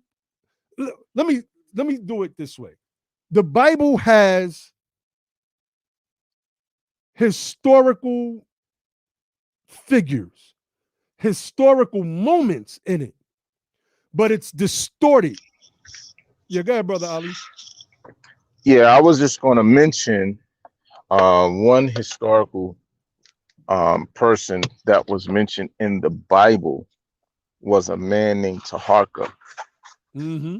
And, you know, Taharka was an Egyptian pharaoh. And they talk about him in the Bible. He was an actual, like it was a real person. It was a real person named Taharka.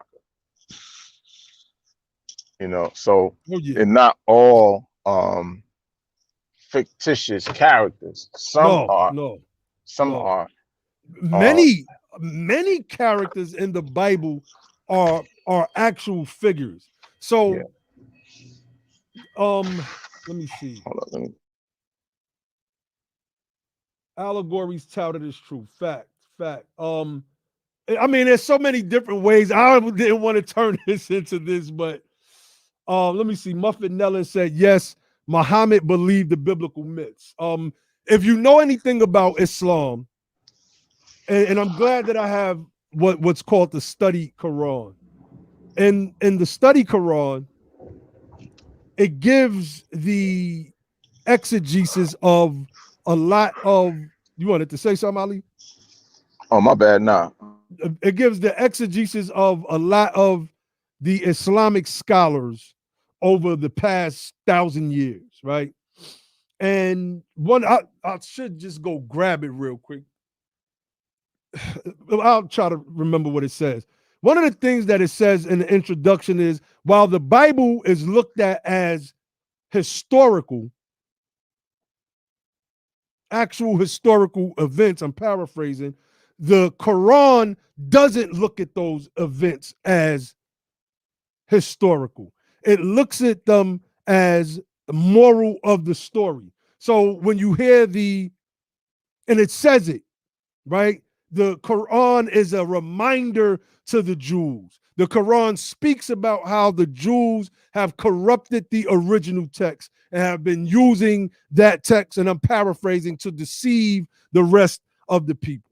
Like, I mean, I could just get into that. I don't want to go there. Y'all kind of pulling me Yeah. into that. So I would just say, just in short, that the Bible uh, is a book of myth, right? I call it a book of mythology, right?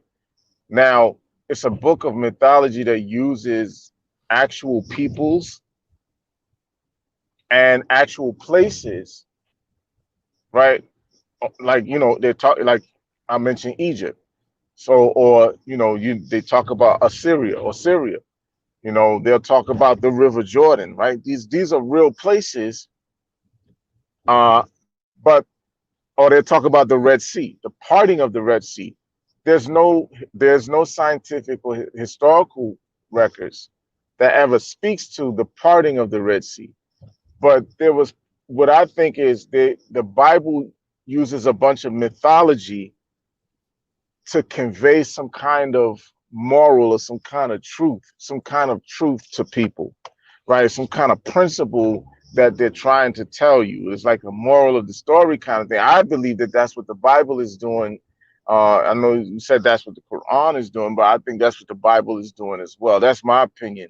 I think that they're using certain places that are real places, and they're, you know, talking about Ethiopia. They mentioned Ethiopia. Ethiopia is a real place on the African continent. They talk about Ethiopia, you know, and at the same time, they're talking, you know, Mizraim, it's a real place, but at the same time, they're telling you mythologies That's right. using actual places and the names of certain tribes of people, Canaan, uh, the Amori, whatever the case is. They're using actual names of peoples or groups of peoples, and then they're conveying some kind of moral through a myth. And the problem and this is what the Quran does, right? So the Quran is taking these accounts on its face. I break down to people how when Noble Drew Ali, and this forced me to look back. When Noble Drew Ali comes on the scene, he compiles this little pamphlet called the Circle 7 Quran. The original name is the Holy Quran of the Moorish Science Temple of America. Everybody said he plagiarized it. No, he didn't. He simply compiled different sources. If you read page 3 of the prologue, he basically tells you that all rights and publishing of this pamphlet in 1927, etc. Right. So he uses different texts to create this new school of thought within, or created a branch of Islam. Let's say that. And the organization itself has elements of the religious institutions prevalent in that day in the early 1900s. There was a lot of mysticism going on. So you find articles, you hear Rob Bourne and them trying to go at Noble Drew Ali. So he was a gypsy. He had a crystal ball with a purple cape, and he was, well, this is what the mystics did back in those days. It had Islam, it had Christianity, it had the newer forms of, they didn't call it Christianity, the Aquarian Gospel of Jesus the Christ, still one of the most powerful philosophical books that I've ever read in my life. It has elements of Freemasonry and elements of Shrinerdom. These were the doctrines that were prevalent in his day. All books, if you look at the history of how the Old Testament comes together, if you look into the history of the Yahwists, right? If anybody that's familiar with biblical studies understands that you have, I think it's a Y, a P. I'm kind of rusty. Y, P, J, and it's another letter. These are 4 different interpretations of the text. And according to the interpretation, you'll see a Y next to it, or you'll see a P next to it, et cetera, et cetera, et cetera. So the history says that the Yahwists take over the land of Canaan. This is something that Prophet Noble Drew Ali teaches. This is something that has been found in the historical records. When tracing back Moorish identity, they linked themselves to the ancient Canaanites, who said that they were ran out of the land of Canaan by Joshua, the robber son of Nun, and they go and inhabit North Africa. Like, this is all in the historical records. Now I got my other hat on. I think I made my point. I guess this is where I'm going to go for a couple more minutes. And when the Yahwists take over, they create a new narrative of texts that are already in existence. In the biblical narrative, the biblical God tells Abraham, your forefathers knew me as El Shaddai, but you will call me Yahweh. So we see a replacing of the god El, which is the name of the Canaanite god, which is why the Moorish Americans will wear El at the end of their name. Like I said, I could get so much deeper into this subject, man.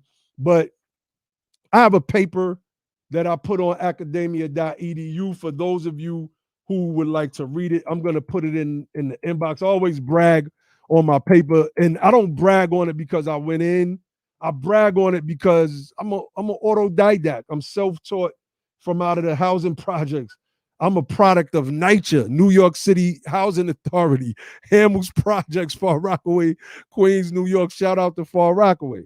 And in that, I put together a paper that trended on academia.edu for 2 years straight. 2 years in the top 5% of all papers read. And I had Jewish scholars who have reached out to me and said, I'm going to cite your paper in my book.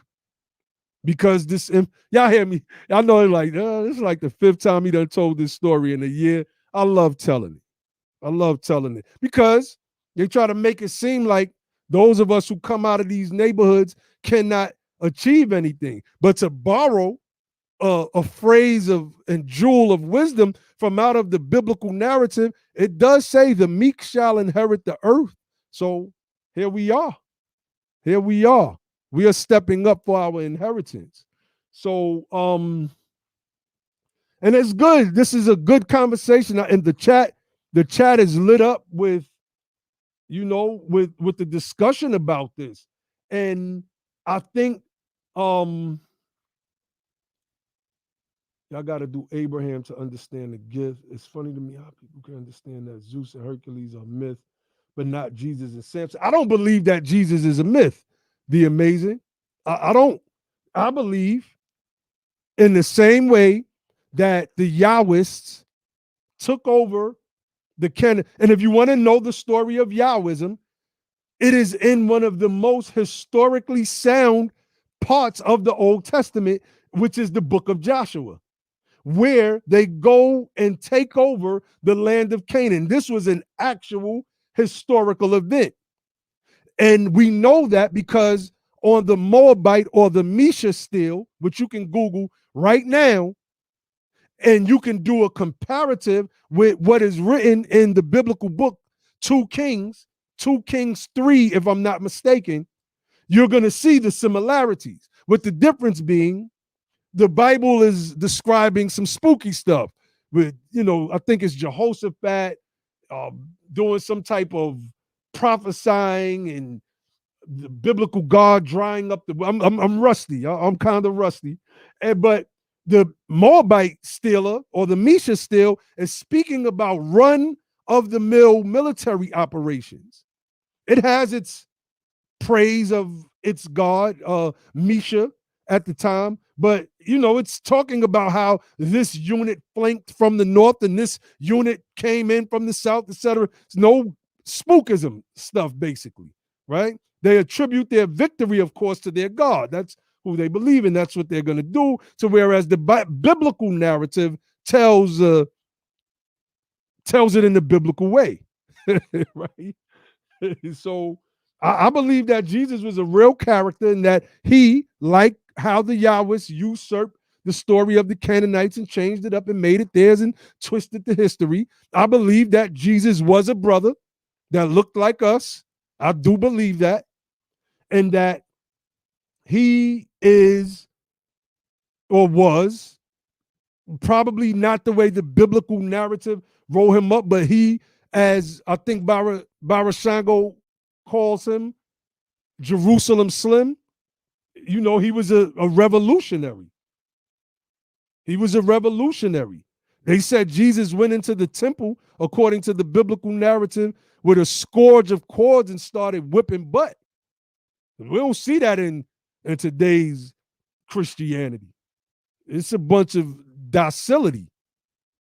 Is that a word? Docility? I think it is. I'm just saying.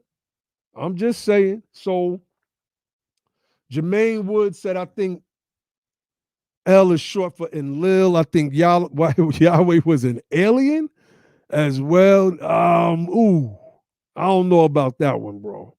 I don't think L is short for Enlil, because the God in the not biblical in the Sumerians was Anu, the chief god.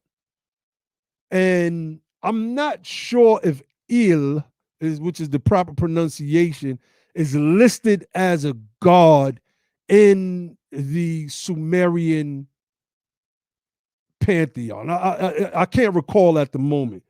Yahweh was a lesser god in the Canaanite pantheon. You are definitely correct about that. He said a lot of the Bible is based on Sumerian mythology. This is which is aliens at its core. I don't know about the alien part, bro. I'm gonna be honest with you. I've read some stuff. I've seen some compelling documentaries outside of the Nuwapian doctrine, of course. I was getting ready to say, we getting into the Dr. York. We get into the Dr. York area now. But I don't think that. But let me say this, right? And you could jump in, Ali, afterwards. I think that whole region shared certain mythologies. And so it was easy to compare, like Baal, right? Baal was the Jesus of the Canaanites. He becomes evil in the Bible. He becomes the detestable God. This same thing happened in Egypt when one group, and I used to just know all of this stuff by heart, and maybe I need to freshen up on some of this stuff as well. But one group comes in and they worship Horus. And they overtake the group that's already in Egypt who worship Set. And they usurp the, I guess, the theology. And Horus then, or whatever, if I'm not mistaken, it was Horus. The Narmer palette shows Horus as a hawk helping Narmer Menes, as some call him in history, defeat what some call the Asiatics. But I think it's just other Egyptians that are occupying that space. And Set then becomes the evil god. Anybody that knows about the Egyptian pantheon of gods knows that Set is called the evil god. But this wasn't always the case. Set was worshipped anciently. And this can be found on the artifact that Petrie found in the early 1800s. I'm getting into my bag on some of this. You want to say something, Ali? I have to start going in, getting in my Sonetta TV mode. Getting in Sonetta TV mode right now, you know. All we need is Garfield and Jump on, retarded Reggie and the rest of them. Brethren. Yo. Cynthia said yes, docility is a word. Corey said, I need your Moabite breakdown. Oh, yeah, let me address this real quick. Let me address this. Corey Lorenz said, I need your Moabite breakdown. One West calls Moab and Ammon Chinese and Japanese. Being that we on the topic and we've already got the subject matter out the way, we got a little downtime, so we're going to talk about this a little bit. They are wrong. I've destroyed Tazariak on this point, which is why he won't debate me. Guerrilla Hebrew, Sakari, out from Washington, destroyed him on this point. Let me put my paper in the chat again. I don't know if I put it in the first time. Brother Corey Lorenz, here's my paper. When we get finished the stream, please read it. You got to think. In my paper, I show the references of when the Moors go and take over Europe. They call themselves by the name Moab. In the Arabic, we get the term al, which is the definite article, the Morav, and the V and the B is interchangeable in Hebrew and certain Berber dialects. That's why you'll see Mo apostrophe AB or Mo apostrophe AV. You can Google this right now. And id just means people of. It's like ish, right? It's an adjectival suffix. People of. So Al-Moravids, the people who are of the nation of Moab. That's what Al-Moravid means.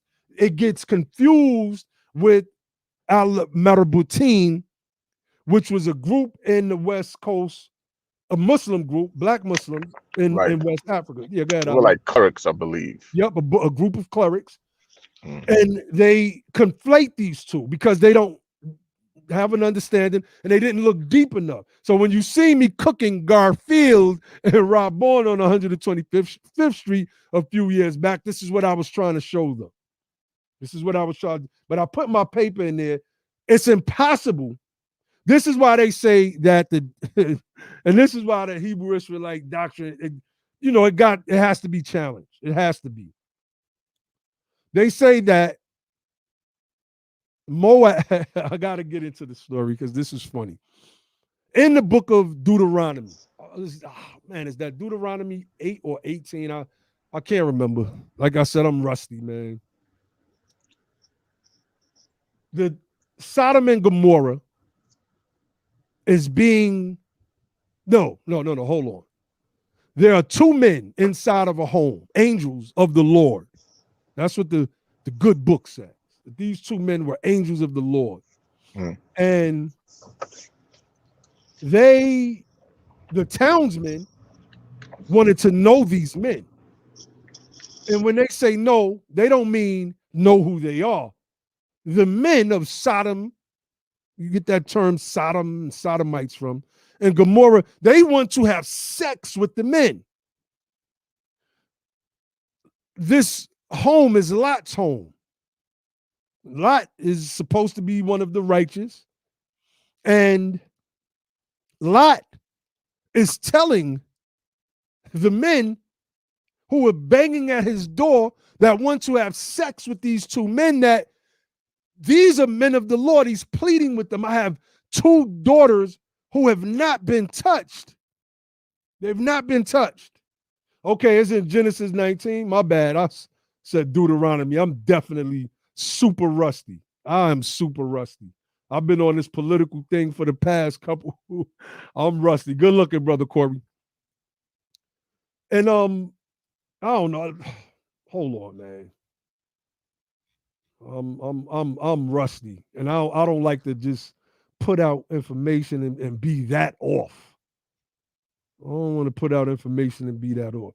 But anyway, yeah, it's Genesis 19 verses 30 through 36. I'm looking at my paper now, and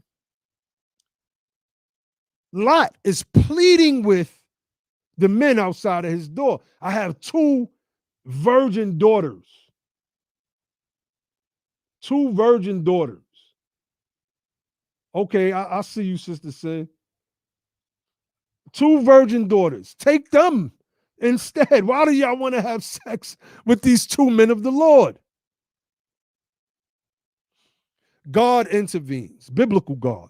And he tells Lot, I'll save this town if you can find me 10 righteous. Lot cannot find 10 righteous in all of the town. These you got to give it up to the people that wrote the Bible, man. This was expertly written. You can have your beefs with the Bible and Christianity, etc., but stuff was expertly written. So it says, leave that place, for I will destroy it. And do not look back, or else you will be turned into a pillar of salt. And so they're leaving. And the children, Lot's daughters, they don't look back.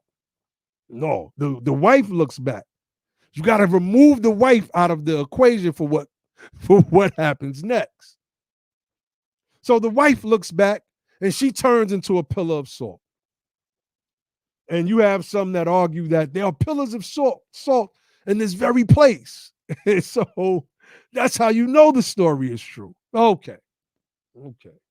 Oh God.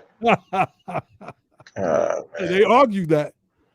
So they go off and they're up in the mountains somewhere. And Lot's two daughters. Somebody send this video to Dr. Kevin Cosby, please. Let him know these BTP brothers, we some sharp knives in this drawer. We some sharp knives in this drawer. And we ain't trying to dredge up nothing. I mean, it is what it is, but you know, sometimes some people are not feeling you for certain reasons.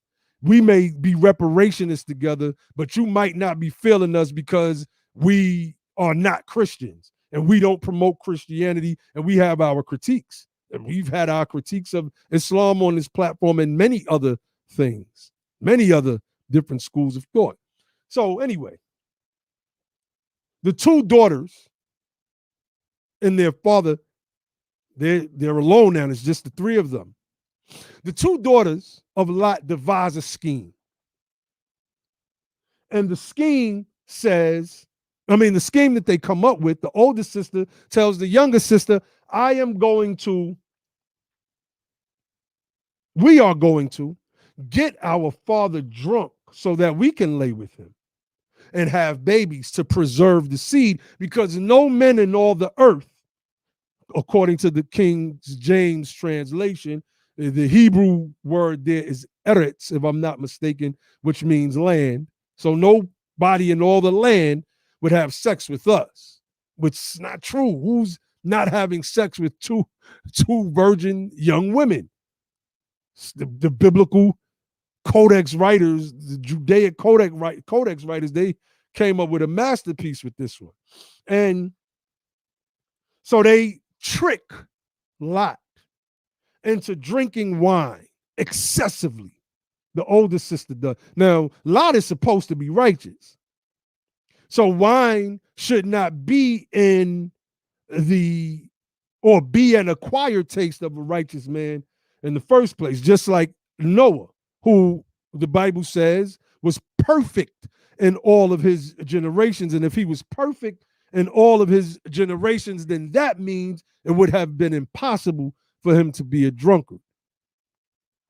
But he was one. Cursed the whole generation of people up until this day based on this curse. Anyway, back to Lot and Moab. Well, Lot and his two daughters.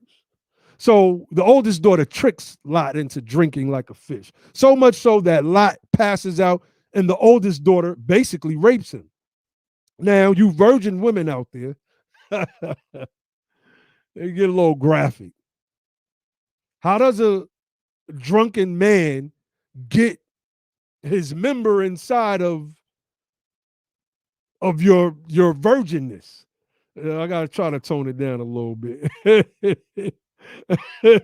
and somebody just, they said drunk niggas can't penetrate a virgin's membrane straight. Like, how does it happen? So the oldest daughter does this. The oldest daughter does this. Then the very next night, so Lot doesn't know that he has been tricked into drinking, which means that he didn't wake up with the hangover. If you are not a drinker and you get so drunk enough that you don't realize that you're having sex with your own daughter, you're pretty drunk, which means that you're going to wake up with the hangover 9.9 times out of 10. No hangover. The very next night, the younger sister tricks Lot into getting drunk. And the same act occurs. And they have two sons, one called Moab and the other called Ben-Ami, who goes on to be known as Ammon, another name that can be found in the historical records, correlative with Ammon of ancient Egypt. How? And they say Moab means of the father because of the ab, but that's false. That's false. That's what Ben-Ami is supposed to mean, of his relative. There's no definition of Moab. And so the Moabites become this cursed group. Then they become uncursed when Canaan is marching Israel is marching on Canaan, the Yahwists. And the biblical God said, leave the Moabites alone. And then they get cursed again because, the Moabites didn't provide bread and water. I could go so deep into this thing. I'm trying to just paint a little picture to show how crazy some of this stuff is. Somebody said, quit taking it literal, bro. The person with the Greek name. No, I'm not taking it literal, bro. That's the thing. But it's written to be literal, and it is believed to be literal. That's what the 5%ers used to tell me when I used to debate with them. You taking it on face value, God. You taking it on face value, God. That's not exactly what it means, God. You got to look at the science of it and break it down in a way and yada, yada, yada. Man, shut up. That's the way I got it. How can 1,000 people have 1,000 different interpretations? Then that means you can't present it in the way that you're trying to present it historically. Come on. Somebody said it was incest used to justify future incest. Family, I think we have established how wild the Bible is. I mean, I was watching Gone Girl, and that's right, sis. The Bible was made to be taken literally, not contextually. And there was a scene in Gone Girl where Ben Affleck's character, that's a good movie to understand the mentality of most, not all Western women. Gone Girl. And he said the wrath of God, Ben Affleck's character. Then he said Old Testament God.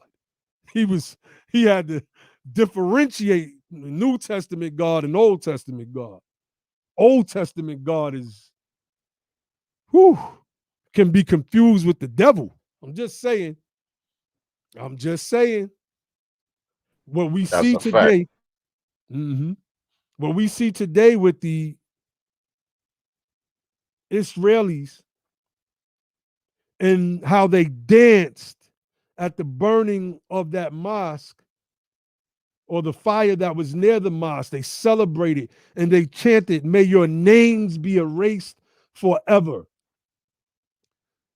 In the biblical narrative, it says, "Come, let us cut them," meaning the Moabites, "off Mm, from being a nation." hmm Basically, let us wipe them from the memory, our That's right. memory as well. That's I'm right. just It saying, you does want say to add that. anything to that? Hmm? You wanted to add anything? Oh, nah, man. You building, man. You building. I'm listening. I'm just, I wanted to touch on some of this stuff. It kind of, I wasn't trying to go there. It just kind of went there. I wanted to show people how we're still subjugated psychologically. And a lot of people don't want to accept that, but it's just the facts, man. And I think that it's time for us to come together and create a new movement. Some people are not into religion. I think that too is modern thinking because we've always had religion. There isn't a time in the history of man that we, as a people, and we are the oldest branch of humanity that didn't have a religion. And no, I'm not taking my shots at the atheists in the crowd. Well, yes, I am. But I'm just saying, it's time for us to come up with because we have a different understanding now of what God is. And we can look at God and what some may call the Holy Ghost, or what we in the Moorish science call the holy breath, this animating, living energy that scientists may call quanta or quantum or ether, right?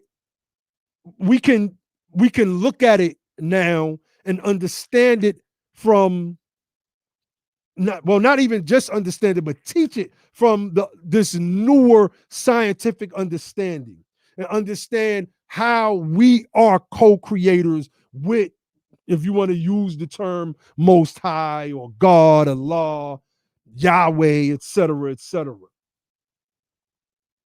This is who we are. In the Moorish teachings, it says Allah never created a heaven for man, and he never made a hell. We are creators and we make our own. That doesn't jive with the way the rest of the Muslim world sees heaven and hell. They believe that Prophet Muhammad was taken up on a magical donkey to the heavens, where he lives his days in a paradise. I mean, but that's just fantasy. That's just fantasy. And understanding quantum physics gives us a better understanding into the religious text. And this is where, and this is my opinion, I believe where Noble Drew Ali was trying to take us in our understanding, which is why in the Circle 7, as it's nicknamed, when Jesus is fasting for 40 days and 40 nights and he is tempted by the devil, it is not a separate entity in the way the Bible has it written. It is simply a battle between his lower self. His lower self is telling him these things. And in those lessons, it is taught that the lower self represents our devil, our fleshly desires, the things that we find hard to control, etc., etc. Cynthia says, shots fired at the resident atheist. You know, she said, religion is not necessary any longer. Take it for what was a point in our human evolution. But that's the thing. all religion is by definition is the reverence of a higher power. And you know, that's all it is by definition. That's all it is. It is the reverence for a higher power, those who gather to do so, right? And that has been a part of human history. Some people say you don't need it to teach morality, but there's a correlation with Black people, and not just Black people, Americans in general, leaving the church and the rise of sin and debauchery in the United States of America, if I can use that word sin. You know, some people feel that's a religious term. I have no problems using it. So, you know, I we just went from politics to theology on this piece, but it is what it is. We having a conversation, and I don't mind talking about this stuff a lot of times. Well, the thing about it is, people's politics are always wrapped up with their religious ideologies. It's always wrapped up. It's always intertwined. You know, that's one of the things that we talked about when we, you know, on one of the programs a while back, where we went into the history of the colonies. We were talking about the history of the colonies and how one of the main things that they talk about in the colonial charters that were granted to them by way of the sovereigns of England was that they were coming here to spread Christendom. They actually state that in the colonial charters. Like, that was one of the main purposes of coming to America and establishing these colonies, was to help to spread Christendom. So in terms of the politics of people, particularly white people, white men, even more to get more pointed with it, the politics of white men has always been undergirded by their religious ideas and perceptions. Always, from the doctrine of discovery and the doctrine of discovery was a very political document in terms of them taking possession of land and of people. Right. You know, politics is the science of who gets what. That's right. And so in terms of them taking possession of land and of people, the doctrine of discovery, manifest destiny, taking control of, in terms of westward expansion and taking control of the land as they move further and further west. Right. So their belief in God, their belief in certain religious concepts that they pull from their Bible, always had a very strong influence in the way they approached politics. Always. That's right. That's right.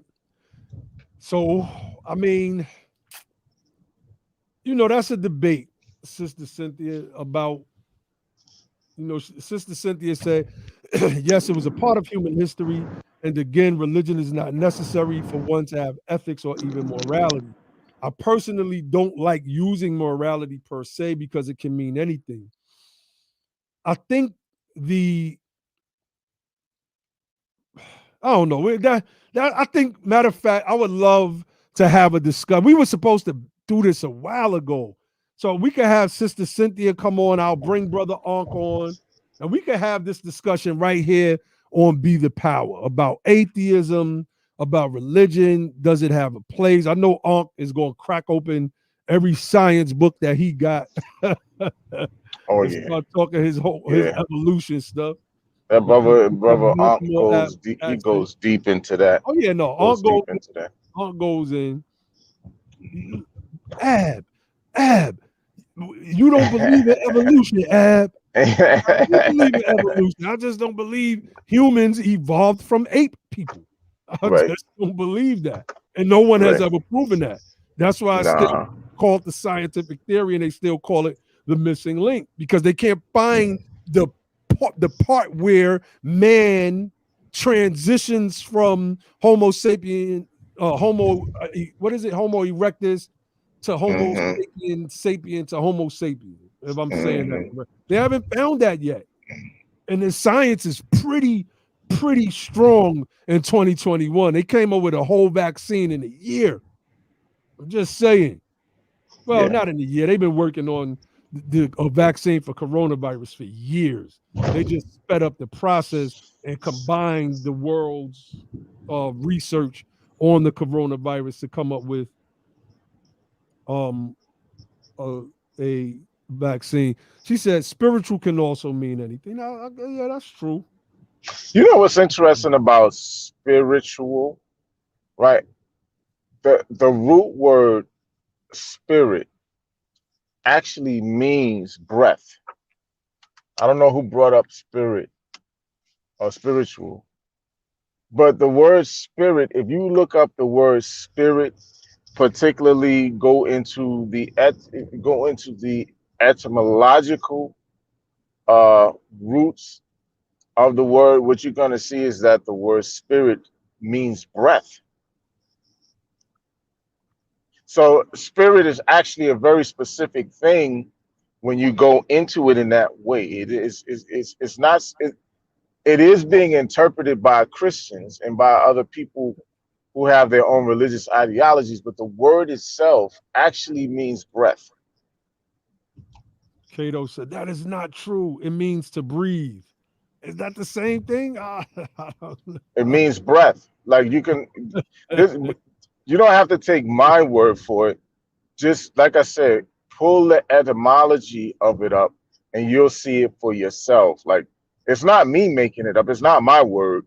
Just pull it up. You'll see it. All right, let's get into it. You know, Cato be wanting to challenge Yeah, that's fine. yo. That's fine. You just gotta Let's see. show them. Like sometimes you just gotta show people. I'm actually driving. Like I'm just driving around, man, cruising around, you know, in Jersey, man, and talking with y'all on the phone. I'm just coming off the top with this. No, I feel you. I got it pulled up. I'm on the online etymological dictionary, Etymon online. I've been using this for years. So let's see what it says. Spirit, mid 13th century, animating or vital principle in man and animals. From Anglo-French spirit, Old French esprit, spirit, soul, 12th century modern French esprit, and directly from Latin spiritus, a breathing, respiration, and of the wind, breath, breath of a god, hence inspiration, breath of life. Hence, life, also disposition, character, high spirit, yada, yada, yada. So, yes, it also means breath, Brother Cato. It also means breath. That's why it says, and God breathed into man the breath of That's life. right. We're talking That's about right. spirit. And man became a living soul. Right. I guess I need to shake the rust off some of this stuff and start going in. Maybe go on Sarnetta's couch in a couple weeks and go get it in. But I hope everybody got the gist of what tonight's stream was about. Oh, he said he was agreeing with you. So why did you say that's not true? He must have been talking to somebody else then. Oh. Right above it, it says that's not true. And then it says spirit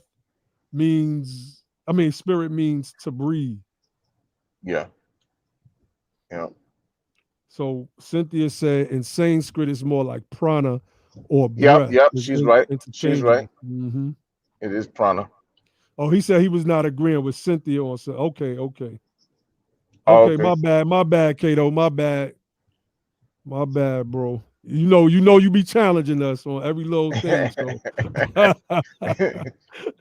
It's all good. yeah, man.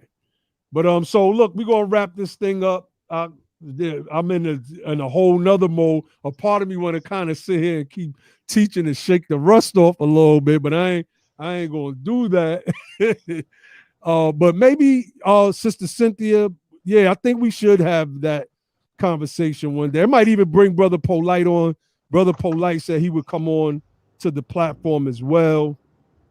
And No, man, that'd be kind of crazy because it'd be like all of these atheists against me. I have to get Ali to come on, and I don't know if Ali gonna be on that one. It's like, hold up. Yeah. Like, Well, I I don't mean, know you if know, I I really have stand with the religious thing anymore. So, right, you right. know, It's a like, tough one. It's a tough position for me. Like, you all know, right, I don't.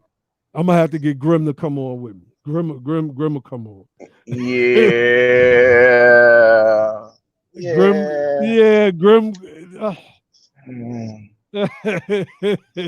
I don't know uh, where Grim stand at on it, so it's hard to. yeah. Exactly. Yeah, that one might be. I might be up by myself You on this one. might have to be on your own.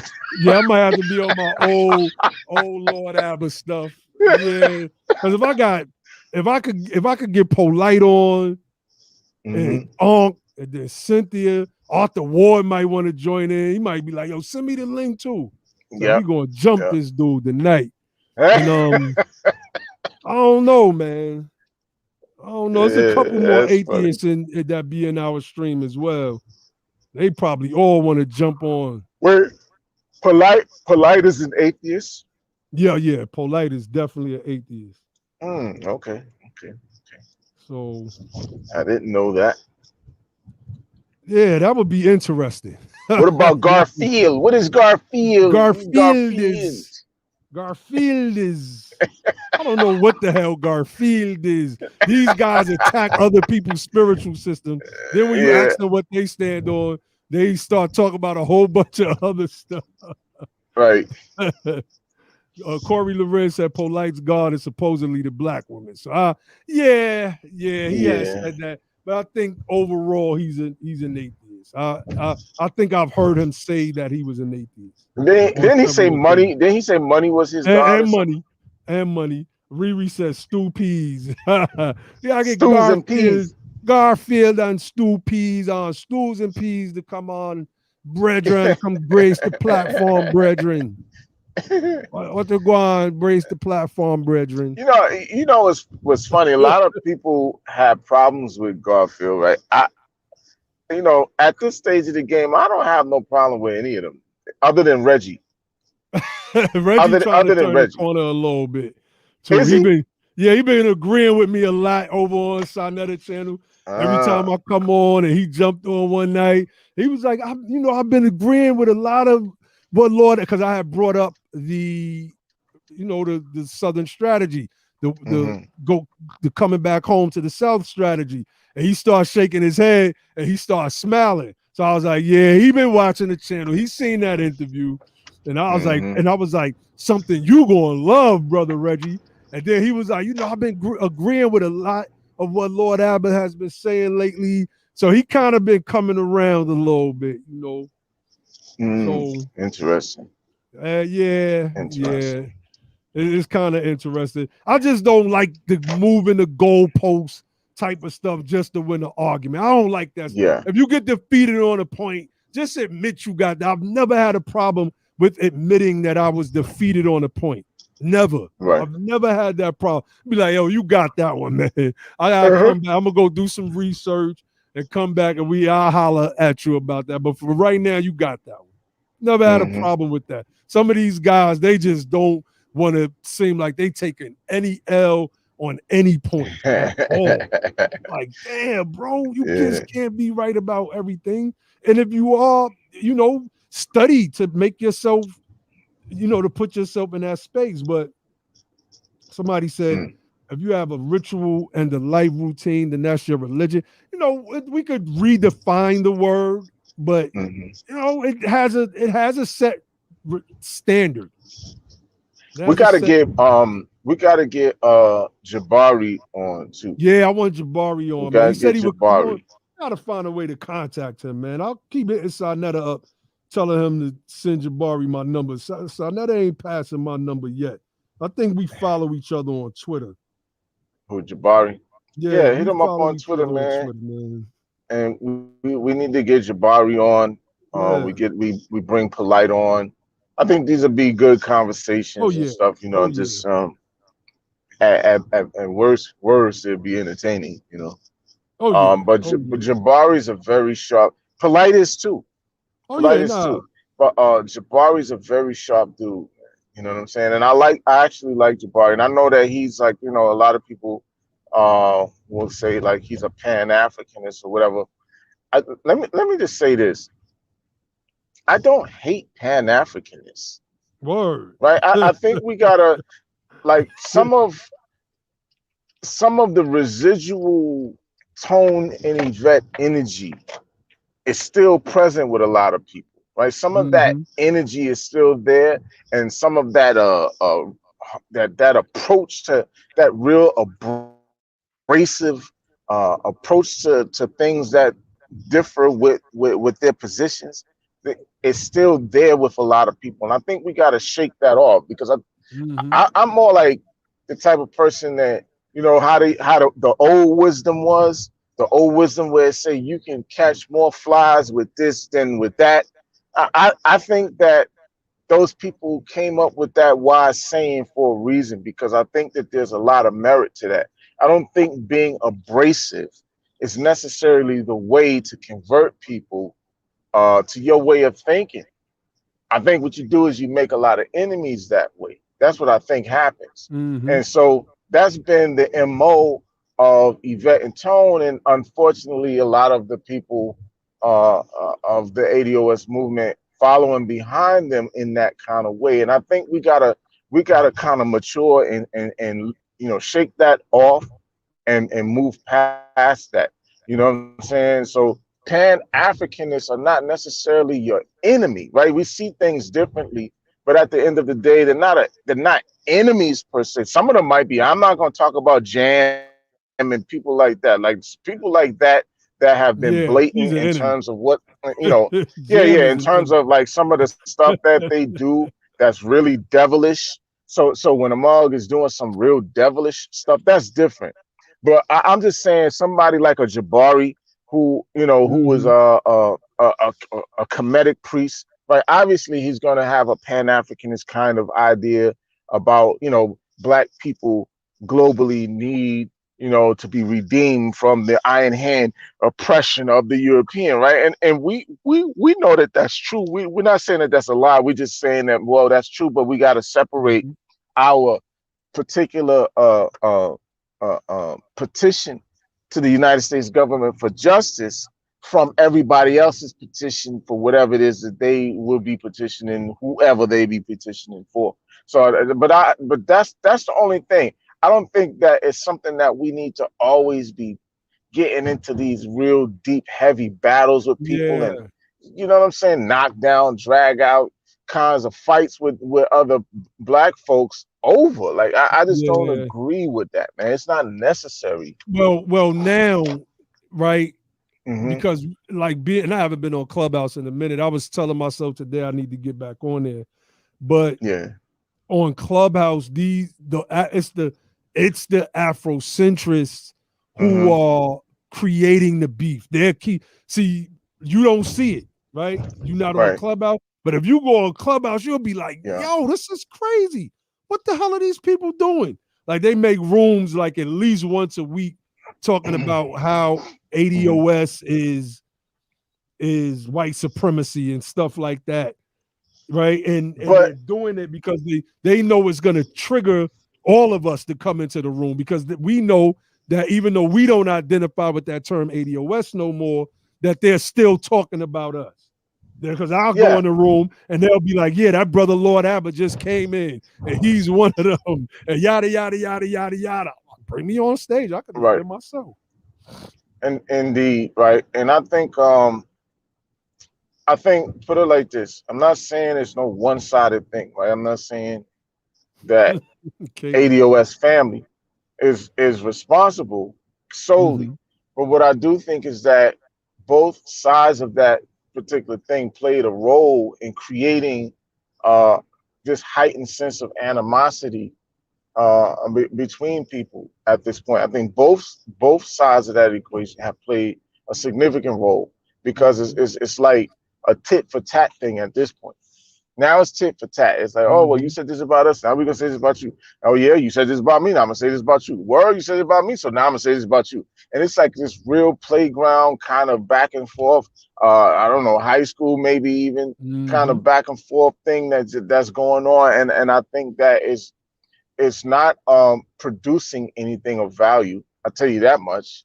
It hasn't produced anything of value. The two people who were at the front of the ADOS movement have done nothing but cause that whole thing to crash and burn. So it hasn't, them and their tactics haven't produced anything of value. Nothing. Right now, the people, and we've said this before, the beautiful people of the movement who were boots on the ground, who had the intellect, who had the wherewithal, the knowledge, the reach, the capability, the connections to make certain things happen, they actually did that stuff, right? But they could have done that on their own. They didn't really need Tony and Yvette. You know what I'm saying? Those people maybe brought some degree of information that might have been, that was useful. I'm not going to say it wasn't, but that wasn't all the information. They just compiled it, right? They compiled it and put it in a way where people were able to digest it and then take it and run with it. But at the end of the day, it's not them and but like the point is their tactics have been very disruptive. It's been they've been very disrespectful in their approach to a lot of people for no good reason. A lot of times the stuff was no good reason. Some of that stuff could have been just dialogues, conversations. Everything didn't have to be a fight. Everything did not have to turn into a Twitter war. Everything did not have to be that way. You see what I'm saying? And I'm just saying all of this to say that I think when it comes to Pan-Africanists, and I'm not talking about the ones who go to war against you, but just people who have that kind of mentality, like I said, like a brother Jabari, that don't attack ADOS or Freedmen or whatever the case is. We got to learn how to make the distinction between the different, the distinction between people who are acting as enemies and people who are just saying that they're Pan-Africanists because they just have this love for Black people globally. That's all I'm trying to say. Indeed. Yeah, no, I feel you on that. I don't know, man. Hopefully, they've learned their lessons. It was a stage. I don't want to go back and forth with them people. It's so much work that needs to be done. But I remember one of them tried to take the post that I made. I was talking about this earlier and make me seem like I was an anti-Semite because I made a post that said Biden hires a bunch of, high in the cabinet, top cabinet positions, Jewish Americans, which means he's going to be more beholden to Israel. And we're seeing that play out right now. He hasn't condemned what's going on yet. His response so far has been Israel has the right to defend itself. Defending yourself doesn't mean running up in a mosque and shooting rubber bullets at women and children while they're praying. Right. That's not defending yourself. So as white supremacy does, white supremacy allows white supremacy to run its course, and we have to speak on that. Yep. So I'm not, see, the thing about me is I don't care what people say about my position. You're not going to back me down to accept certain things that I take a stand against. It's just not. Right. Ever. Yeah. Now, I can be told, if you could just, that might not have been a tactful way to, I'm that type of person. I'm like, oh, okay, that was a little too raw. One of my bros may hit me up or somebody that I respect and say, that might not, and I'll look at it and I'll analyze it. 9 times out of 10, I'll bring it to the bro. Y'all think this is a little too crazy, too hard? And the bros might say, yeah, that's a little too crazy. And I may delete the post and that's it. But other than that, listen, I sit around days. I envision being interviewed by like a Wolf Blitzer or somebody.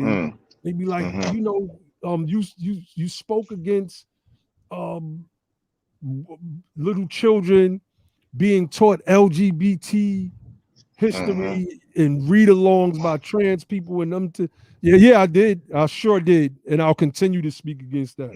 I mean, if you're not going to vote for me, you're not going to vote for me. You want to make me the demon? Okay, I'll give me the horns. Give me the horns. Let me borrow your pair, Wolf. Right. Let me borrow your pair. Yeah. Let me see if I can wear these things. Because we don't have to wear them. But being that you want me to wear them, let me borrow your pair. Oh, you praised Farrakhan before? Yeah, I sure did. I grew up with Farrakhan as a voice for my people. When have you ever publicly spoke out against the crimes and atrocities committed against my people, Wolf? And this goes for any of them, whether it's Fox News, the Sean Hannitys, et cetera, et cetera. When have y'all ever spoke out and rallied for our people? Y'all egged this stuff on. Y'all have never done that. So yeah, these people have been heroes of mine growing up. Sure have. What you think I'm gonna denounce them? Because you think I care about what the fake woke left liberal crowd thinks? I don't. Right. I don't. So nobody's gonna pressure me into taking certain stances or going against certain stances. I'm not gonna get in the White House on one thing and then say I think this is okay now. I'm just not gonna do that. Period. Right. It's just me. So it is what it is, man. But all right, we gotta we don't have to, but we've been on here for a good little minute, having a conversation with the family, talking about more atrocities of white supremacy's little big brother. And I say little big brother because they were like the first ones to do it. They like there's a reason why those people who call themselves Jews are and have been an enemy to the world. People don't know of their history of conquest and conquer. It's just written, but read the book of Joshua. I challenge you. I challenge you all to read the book of Joshua. It is a real military campaign. And we know because, like I said earlier, there are a lot of twisted historical events in the biblical narrative. Some of that stuff is just made up out of whole cloth to tell certain stories, to psychologically subjugate people, like Genesis 9 verses 25 through 27, which led to actual subjugation, right? But the book of Joshua is a historical event. You remove the spookisms, and you'll see where I think 31 Canaanite kings had their heads taken by Joshua's army. These were the Yahwists, the people that wanted Yahweh to be the chief god over El. Like there's a history that a lot of people don't know about their own religion, the things that they worship and praise every Sunday or every waking moment, I can say. There's a lot. And I'm not here to bash the religion. That's not what I'm trying to do. I'm just trying to show how our people are still so subjugated. You think about the people that I want you all to think about all of the high profile figures that were more pro-Trump, anti-vax, etc. None of these people were Christians. Well, let me not say none of them. That's generalizing. I can't think of one, not one, who was a Christian, a devout Christian. I just can't.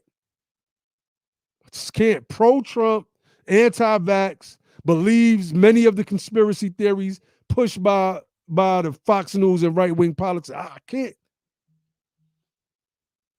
Just can't. So Cynthia said, oh, Joshua is quite damning. Like people gotta when you understand our connection to the ancient Canaanites, and I've already read some sources and I got more of them. I'm just saying many of these African tribes trace their lineage back to the ancient land of Canaan. That's a fact. And that's not, it's not something that's Bible based.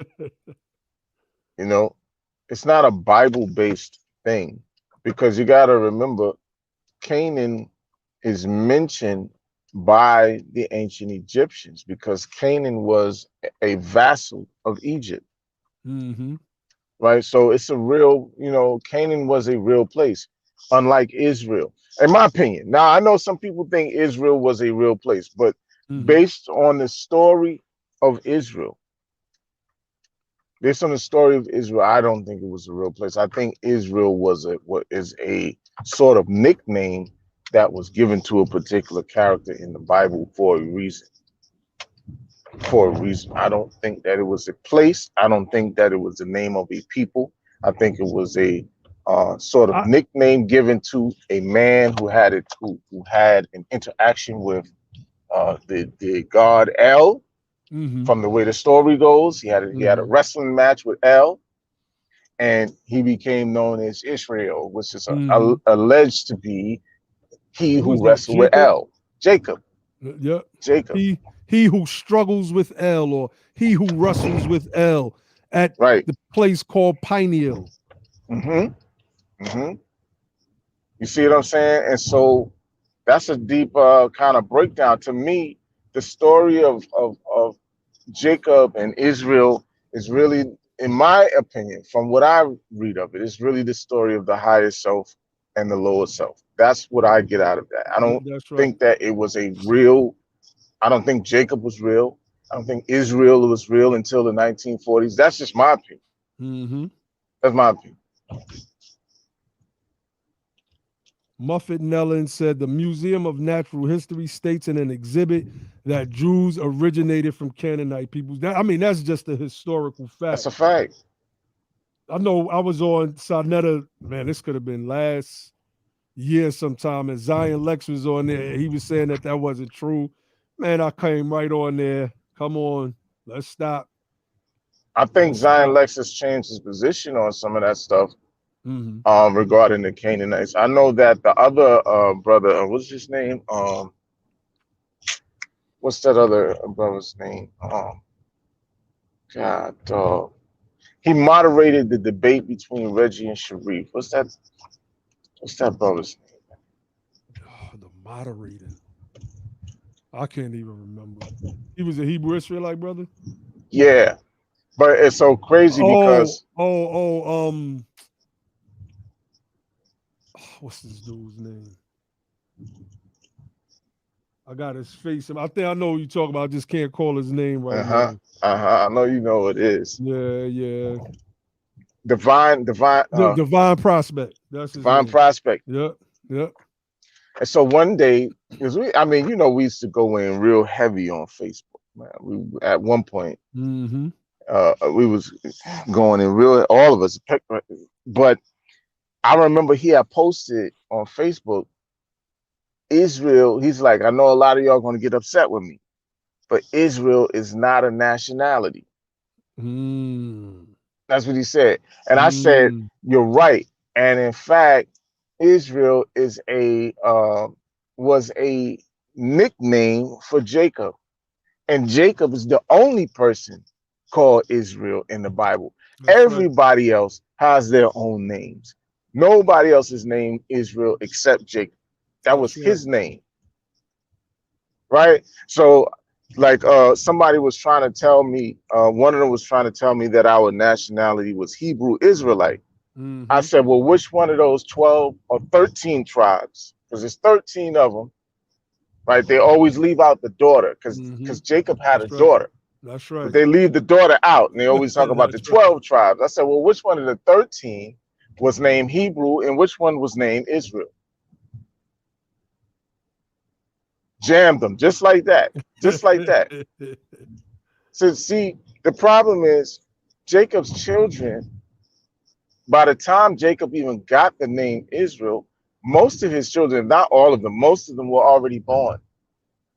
They're already born. They already have their own names, whether it's Benjamin, Naphtali, Judah, you name it, right? Mm-hmm. There's 13 of them, including the daughter. Mm-hmm. They all have their own names. None of their names is Israel. Not one of them name is Hebrew. They all have their own names. So I'm like, how did they become Hebrew in Israel? Mm-hmm. And there's varying interpretations of how the name Hebrew comes into being. They say Eber, right? And some Yeah. use the term Habiru, which means Hmm. to cross over. I mean, man, we But we could. but that's silliness, right? Because people cross over things all the time. What that? That's your name. The fact that you crossed over is your name. Yeah, yeah. You went And from one land to another land, and so that means that that's your name now. mm-hmm. But what happened to the name that you had while you was crossing over? What Right. Right. doesn't make any sense, man. It's see, and the little chart that they got, the little chart that they that they I don't know who came up with that chart about the 12 tribes of Israel and how they have that thing broken down with the Judah being the American Negro. I'm like, well, how did we get so lucky? How did we become Judah? Like that, isn't that special? The American Negro, who is an amalgamation of a whole bunch of different kinds of ethnic groups, right? We are Judah. How That's the right. heck did that happen? That's right. I'm sorry, man. I know you want to get off, Oh man. no, no, man. Hey, look, you was going in. You was It's going just funny. in. But think about it, because I know earlier somebody said we're Judah, right? And I don't know if he was Mm-hmm. joking or not. He could have been just kidding. But Mm-hmm. the Judah thing is very interesting because Judah is supposed to be its own tribe of people. And they say that the American Negro is Judah. My Somebody, question, hmm, hold on. Somebody said, "Leave this alone. This is not for you, no, man." it's He for don't. me. It's He for don't me. know. He don't know us, bro. Whoever this It's for is, me, they right? don't know us. You got to listen Go to ahead, the bro. point. He got to listen to the point that I'm making. Due to the Atlantic slave trade, and I know that they're going to try to say something about Ouida in Benin, right? Because there's a place called Ouida, right? Uh-huh. Ouidah over in Benin, or what used to be the Kingdom of Dahomey, right? There's a city called Ouida, and they Mm-hmm. think that that is Judah. They try to make believe that that's Judah. That's not Judah. Not That's Judah. Ouida. That's That's right. Ouida, Benin, or Ouida, which was a part of the Dahomey Kingdom. It's not Judah, right? And so, in any case, Black Americans are an amalgamation of multiple ethnic groups out of the African continent, That's right. plus some Native American. I'm not going to take that out of the equation because some people have that, right? Some Native American, some European ethnic, right? Various ethnic groups make up what is known as the quote unquote African American, right? Because of slavery and the mixing of these different people that were brought here. How then, unless you're trying to say that all of those people, whether you talk about the Hausa or the Mandinka, whether you're talking about Fulani, the Fulbe, or whether you're talking about the Nar people, whether you're talking about the Moor people who were brought here, whoever it is, right? You trying to tell me that all of those people were Judah? How did the American Negro, who is an amalgamation of all these different ethnic groups, become the tribe of Judah? How?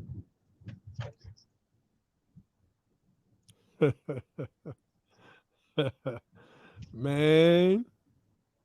Hey, yo, who was that person? What is that person? Lion of Lucia.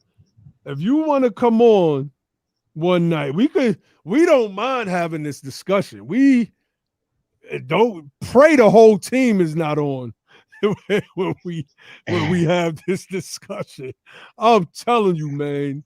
People they See, don't know this side of us. nope. They don't And know this and side of and us. they're trying to use the Bible to qualify their delusions about history.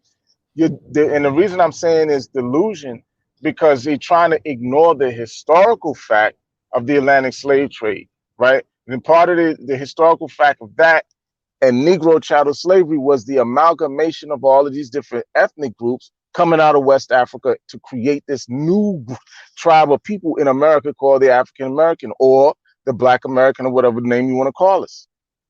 We're an amalgamated group. It's a number of people, right? There are a whole list. And I put the list in our Facebook group on Be the Power of the multiple ethnic groups of people who were brought here during the Atlantic slave trade. All these people mixed. All these people mixed. Not one of them was named Judah. First of all, first and foremost, not one of these people was named Judah, right? I'm not talking about whether or not somebody that was brought here claims to have been an adherent to some kind of Israel religion or some kind of religion of Judaism or something. I'm not talking about that. I'm talking about as an ethnicity. As an ethnicity, there wasn't no ethnic group of people called Judah brought here. That's just not the case because none of those people came from Judah. Now, if they were religiously a part of something called Judaism, that's a different thing. That's a whole different argument. And you can't flip that into becoming somebody's actual ethnic or tribal identity. That's not true. It's not true. That's not what that is. It's not how it works. It's not how it works. The people of Benin are not Judah. It's not the tribe of Judah in Benin. Those are Yoruba people. Some people will tell you that they're Yoruba or something. You see what I'm saying? That's where the problem comes in. Y'all claiming that people are something, right? And the people are telling you who they are. They tell you who they are. This is what's really wild to me about a lot of this stuff that even Dane Calloway and people like that are doing, is they're claiming that you are something or that our people are something, even though people are saying there's something else. It makes no sense. It makes absolutely no sense. They feel that they get to redefine. I was supposed to have a debate about the 12 tribes chart with one of them guys from ISUPK. It just never came to fruition. But it makes no sense, man. You're just gonna say people are, and somebody put Abba Bivens in the chat. I think brother Corey put that in there. And I think he may have been the one that came up with that 12 tribes chart. So who, Abba Bivens? Yeah. Yeah. But I mean, it's based on religious dogma. It's not like actual anthropological research. That's not like based on the actual archaeological history, and that's not what that is. That stuff is all dogmatic religious doctrine, man. That's it. That's it. It's your belief. It's your belief. You believe that the so-called American Negro is Judah. That's what you believe. You can't prove that, but you believe it, and you propagate that because that's what you believe. You cannot prove that through anthropology. You can't prove that biologically. You can't prove it no other kind of way other than by thumping the Bible. You thump the Bible. That's what you do. That's what you do. That's what you do. It ain't about this ain't for me. Any topic is for me. I can talk to you about anything I want to talk about.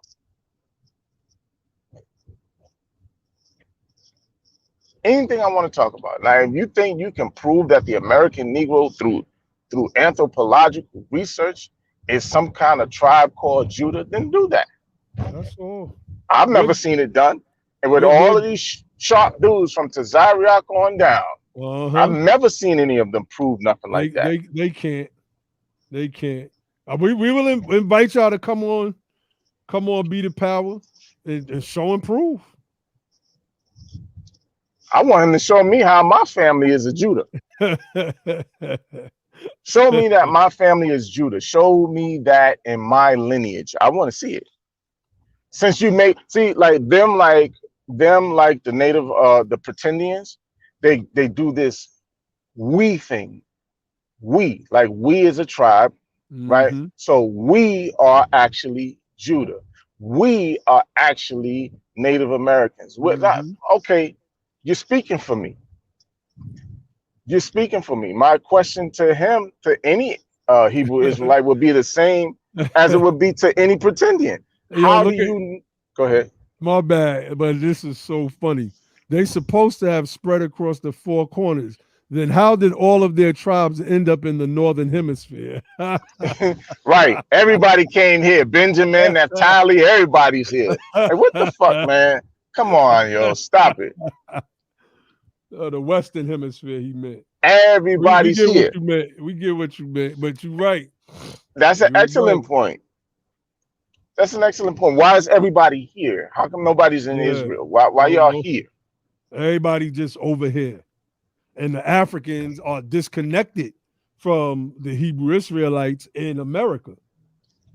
Right? Oh, they're they be dissing the Africans, man. Yeah, they be going hard on them. Won't take a DNA test. Nah, that's white man pseudoscience, right? Yeah, white man, to crack the genome. So they use instances where one guy was making false claims about what he was selling, but it didn't negate the fact that haplogroups were mapped and can be traced to certain regions based on whatever high amount of that haplogroup that you have, and have that's right, the amount that have that people. So see, the way I look at DNA research is that if I share DNA the continent, what that says to me is that that person and I share somewhere down the line a common ancestor or ancestors. Somewhere down the line, me and that person on the African continent are related to somebody, that a single person somewhere down the line, way back in our history. That's the only way you're going to share genetics with somebody is if you both share some kind of ancestor somewhere. Somebody is related, right? And so that's the way I look at it. And what these people are trying to do is disregard that particular science because they don't want to connect themselves to anybody on that continent, because then that would undermine all of their alternate facts and stuff. You see? Alternate facts. That's what they are all spitting. Somebody said Zionists are saying South Americans are lost tribes of Judah. That's how they are lobbying for South American immigration into the U.S.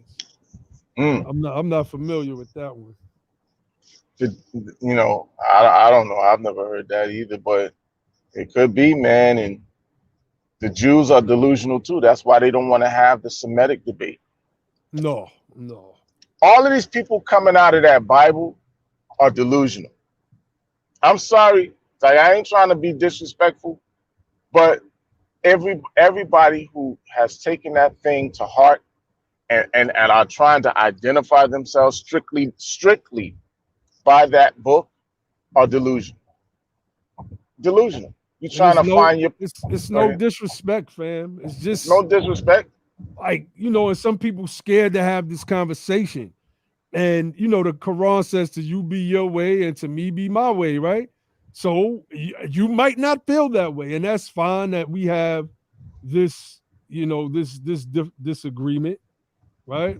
But that's just the way we feel. We feel that if you come from that text and you use it as an identifier or to validate some identity that you crafted, then,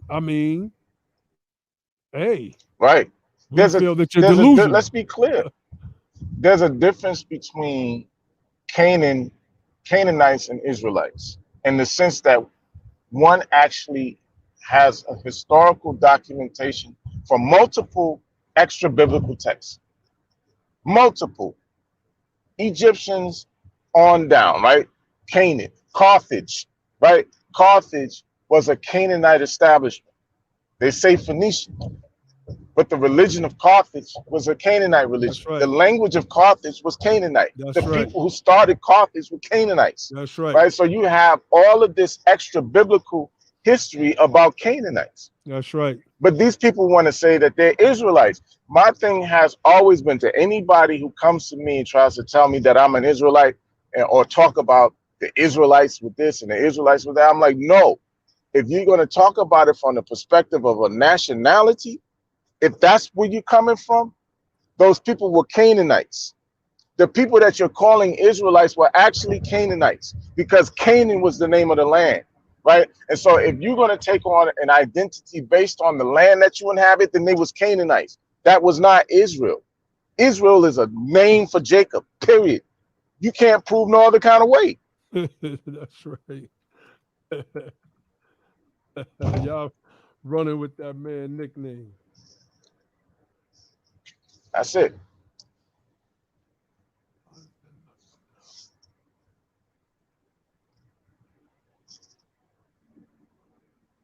That's it. So, all right, fam, we're going to get up off of here. And why can't I close this thing?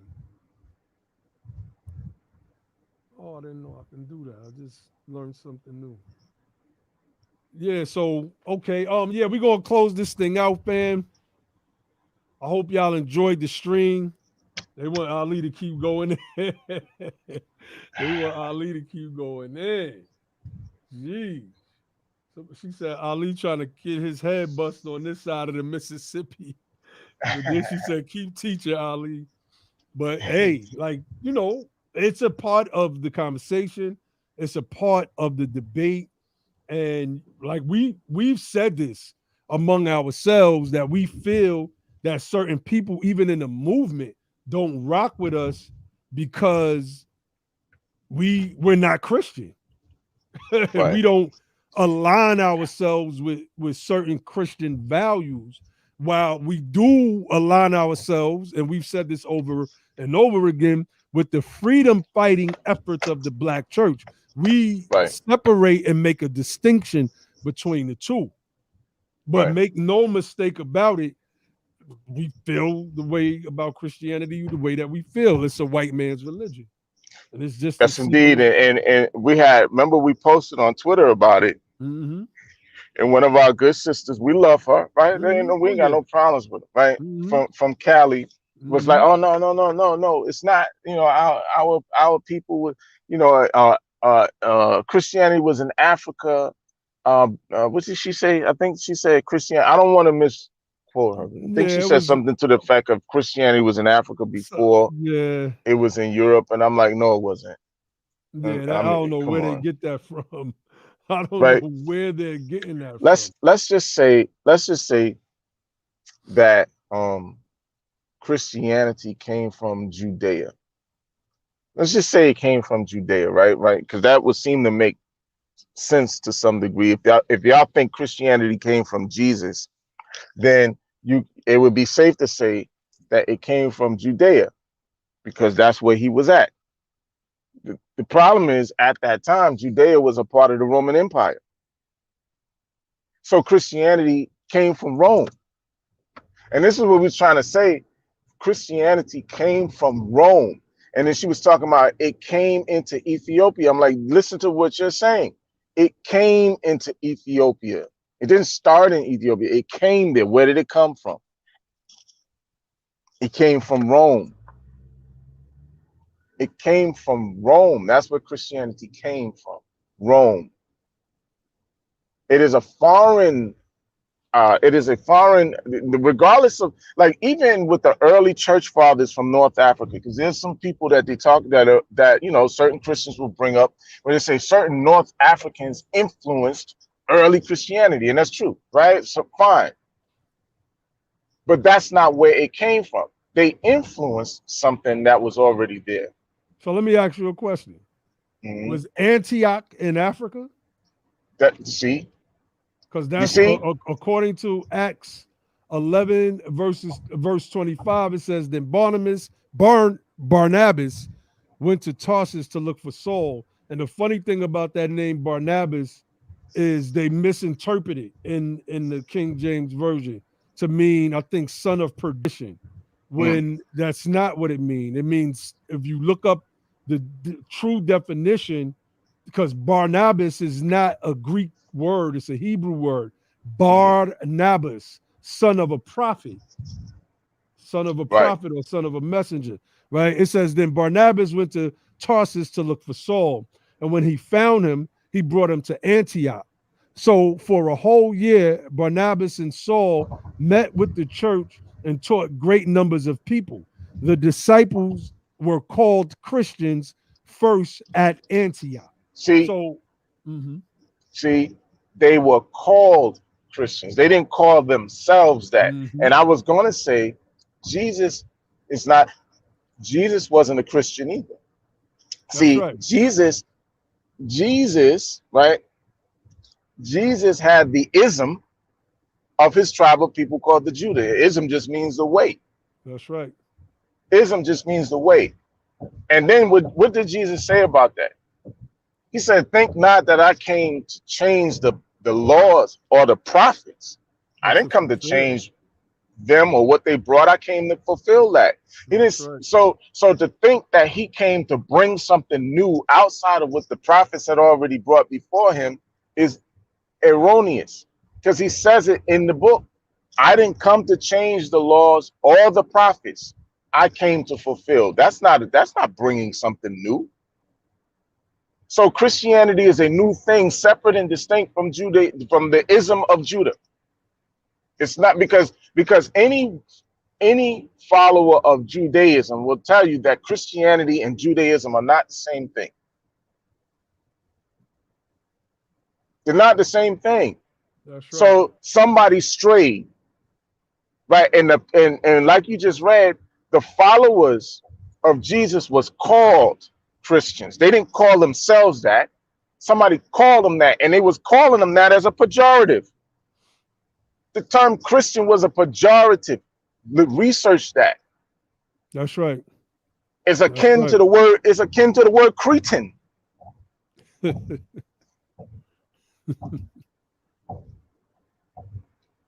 I'm not making it up. You can look it up. Sister says somebody. I could hear one of my elders saying, "I'll eat it and go to Sunday school." That's what happened. Yeah. That's what they say, right? You know what's so funny? On that same Twitter thread, somebody jumped on. You know, and this all was respectful. Don't get me wrong, because it was all a respectful dialogue. Oh yeah. Somebody had jumped on and was talking about God, and I had mentioned, because I know you mentioned El earlier. I said, well, the name of the God of the Bible is not, because he said Adonai. I said, no. I said, first of all, Jesus is the central figure in Christianity, correct? Yeah, Jesus is the central figure. Well, according to all biblical historians, the language of the man known as Jesus was Aramaic. Aramaic, right? It may have been a Syriac dialect, but he was speaking the Aramaic language. So in the Aramaic language, the name for God is Allah. That's right. So if you don't believe me, here's a link to the Peshitta lexicon and concordance for Aramaic. Type in the word God and see what comes up. That's right. Type in the word God and guess what comes up? Allah. I said, so in the language of the man known as Jesus Christ, the name for God is Allah. There is no ifs, ands, or buts about it. That's right. I don't push that on people, but it's true. And we can get into all of that stuff one day. If people really want to have the conversation, I mean, we can get into it. We don't mind. We try to keep the BTP channel on politics, but at any given moment, we can go here. We can go here. And that's a fact. Jesus spoke Aramaic.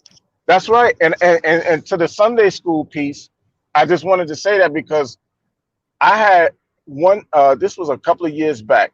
I had hit up a bunch of pastors, ministers, reverends, deacons, elders, bishops, you name it, right? On Facebook. And I asked all of them a few questions. So why do you call you say that you're Christians, right? But why do you call God by the name of God or Jehovah or any of these things? So, but Jesus is the central figure of your religion, and in his language, he didn't say Jehovah, he didn't say Yod Hey Wad Hey. There was no Tetragrammaton. There was none of that stuff. He said Allah, right? We can prove this by way of the Peshitta lexicon and concordance. That's right. That's right. So how come you don't say Allah? Why are you trying to figure out how to say something else? You want to say Adonai, you want to say Jehovah, you want to say Jehovah, you want to say all of these other things. That's right. Oh, you want to say Hosanna, you want to say everything except Allah. How come you won't say Allah the way Jesus said Allah? That's right. It's just the fact Jesus spoke the Aramaic language, and Allah is the name God translated in the Aramaic.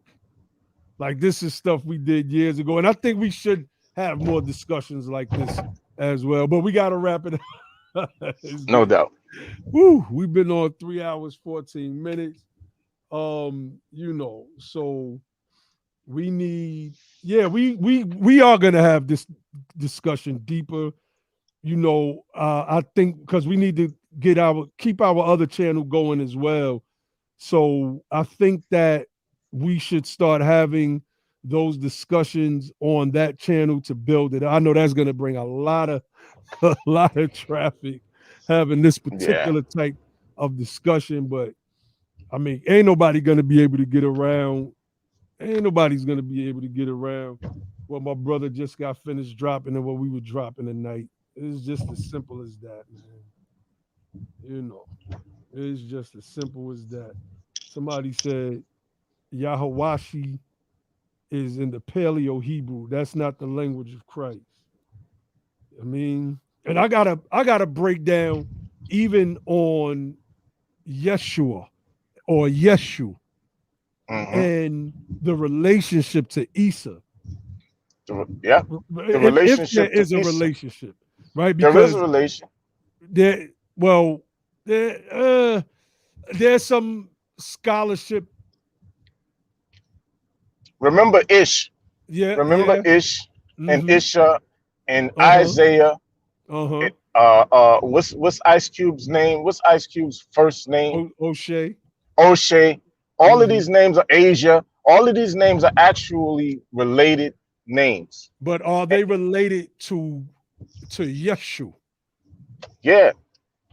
Ish, because you got Yeshu or Yisha, Isa, Asia, Ish, Isha, O'Shea, Isaiah, Yahshua, Joshua. All of these names are related. They're all related.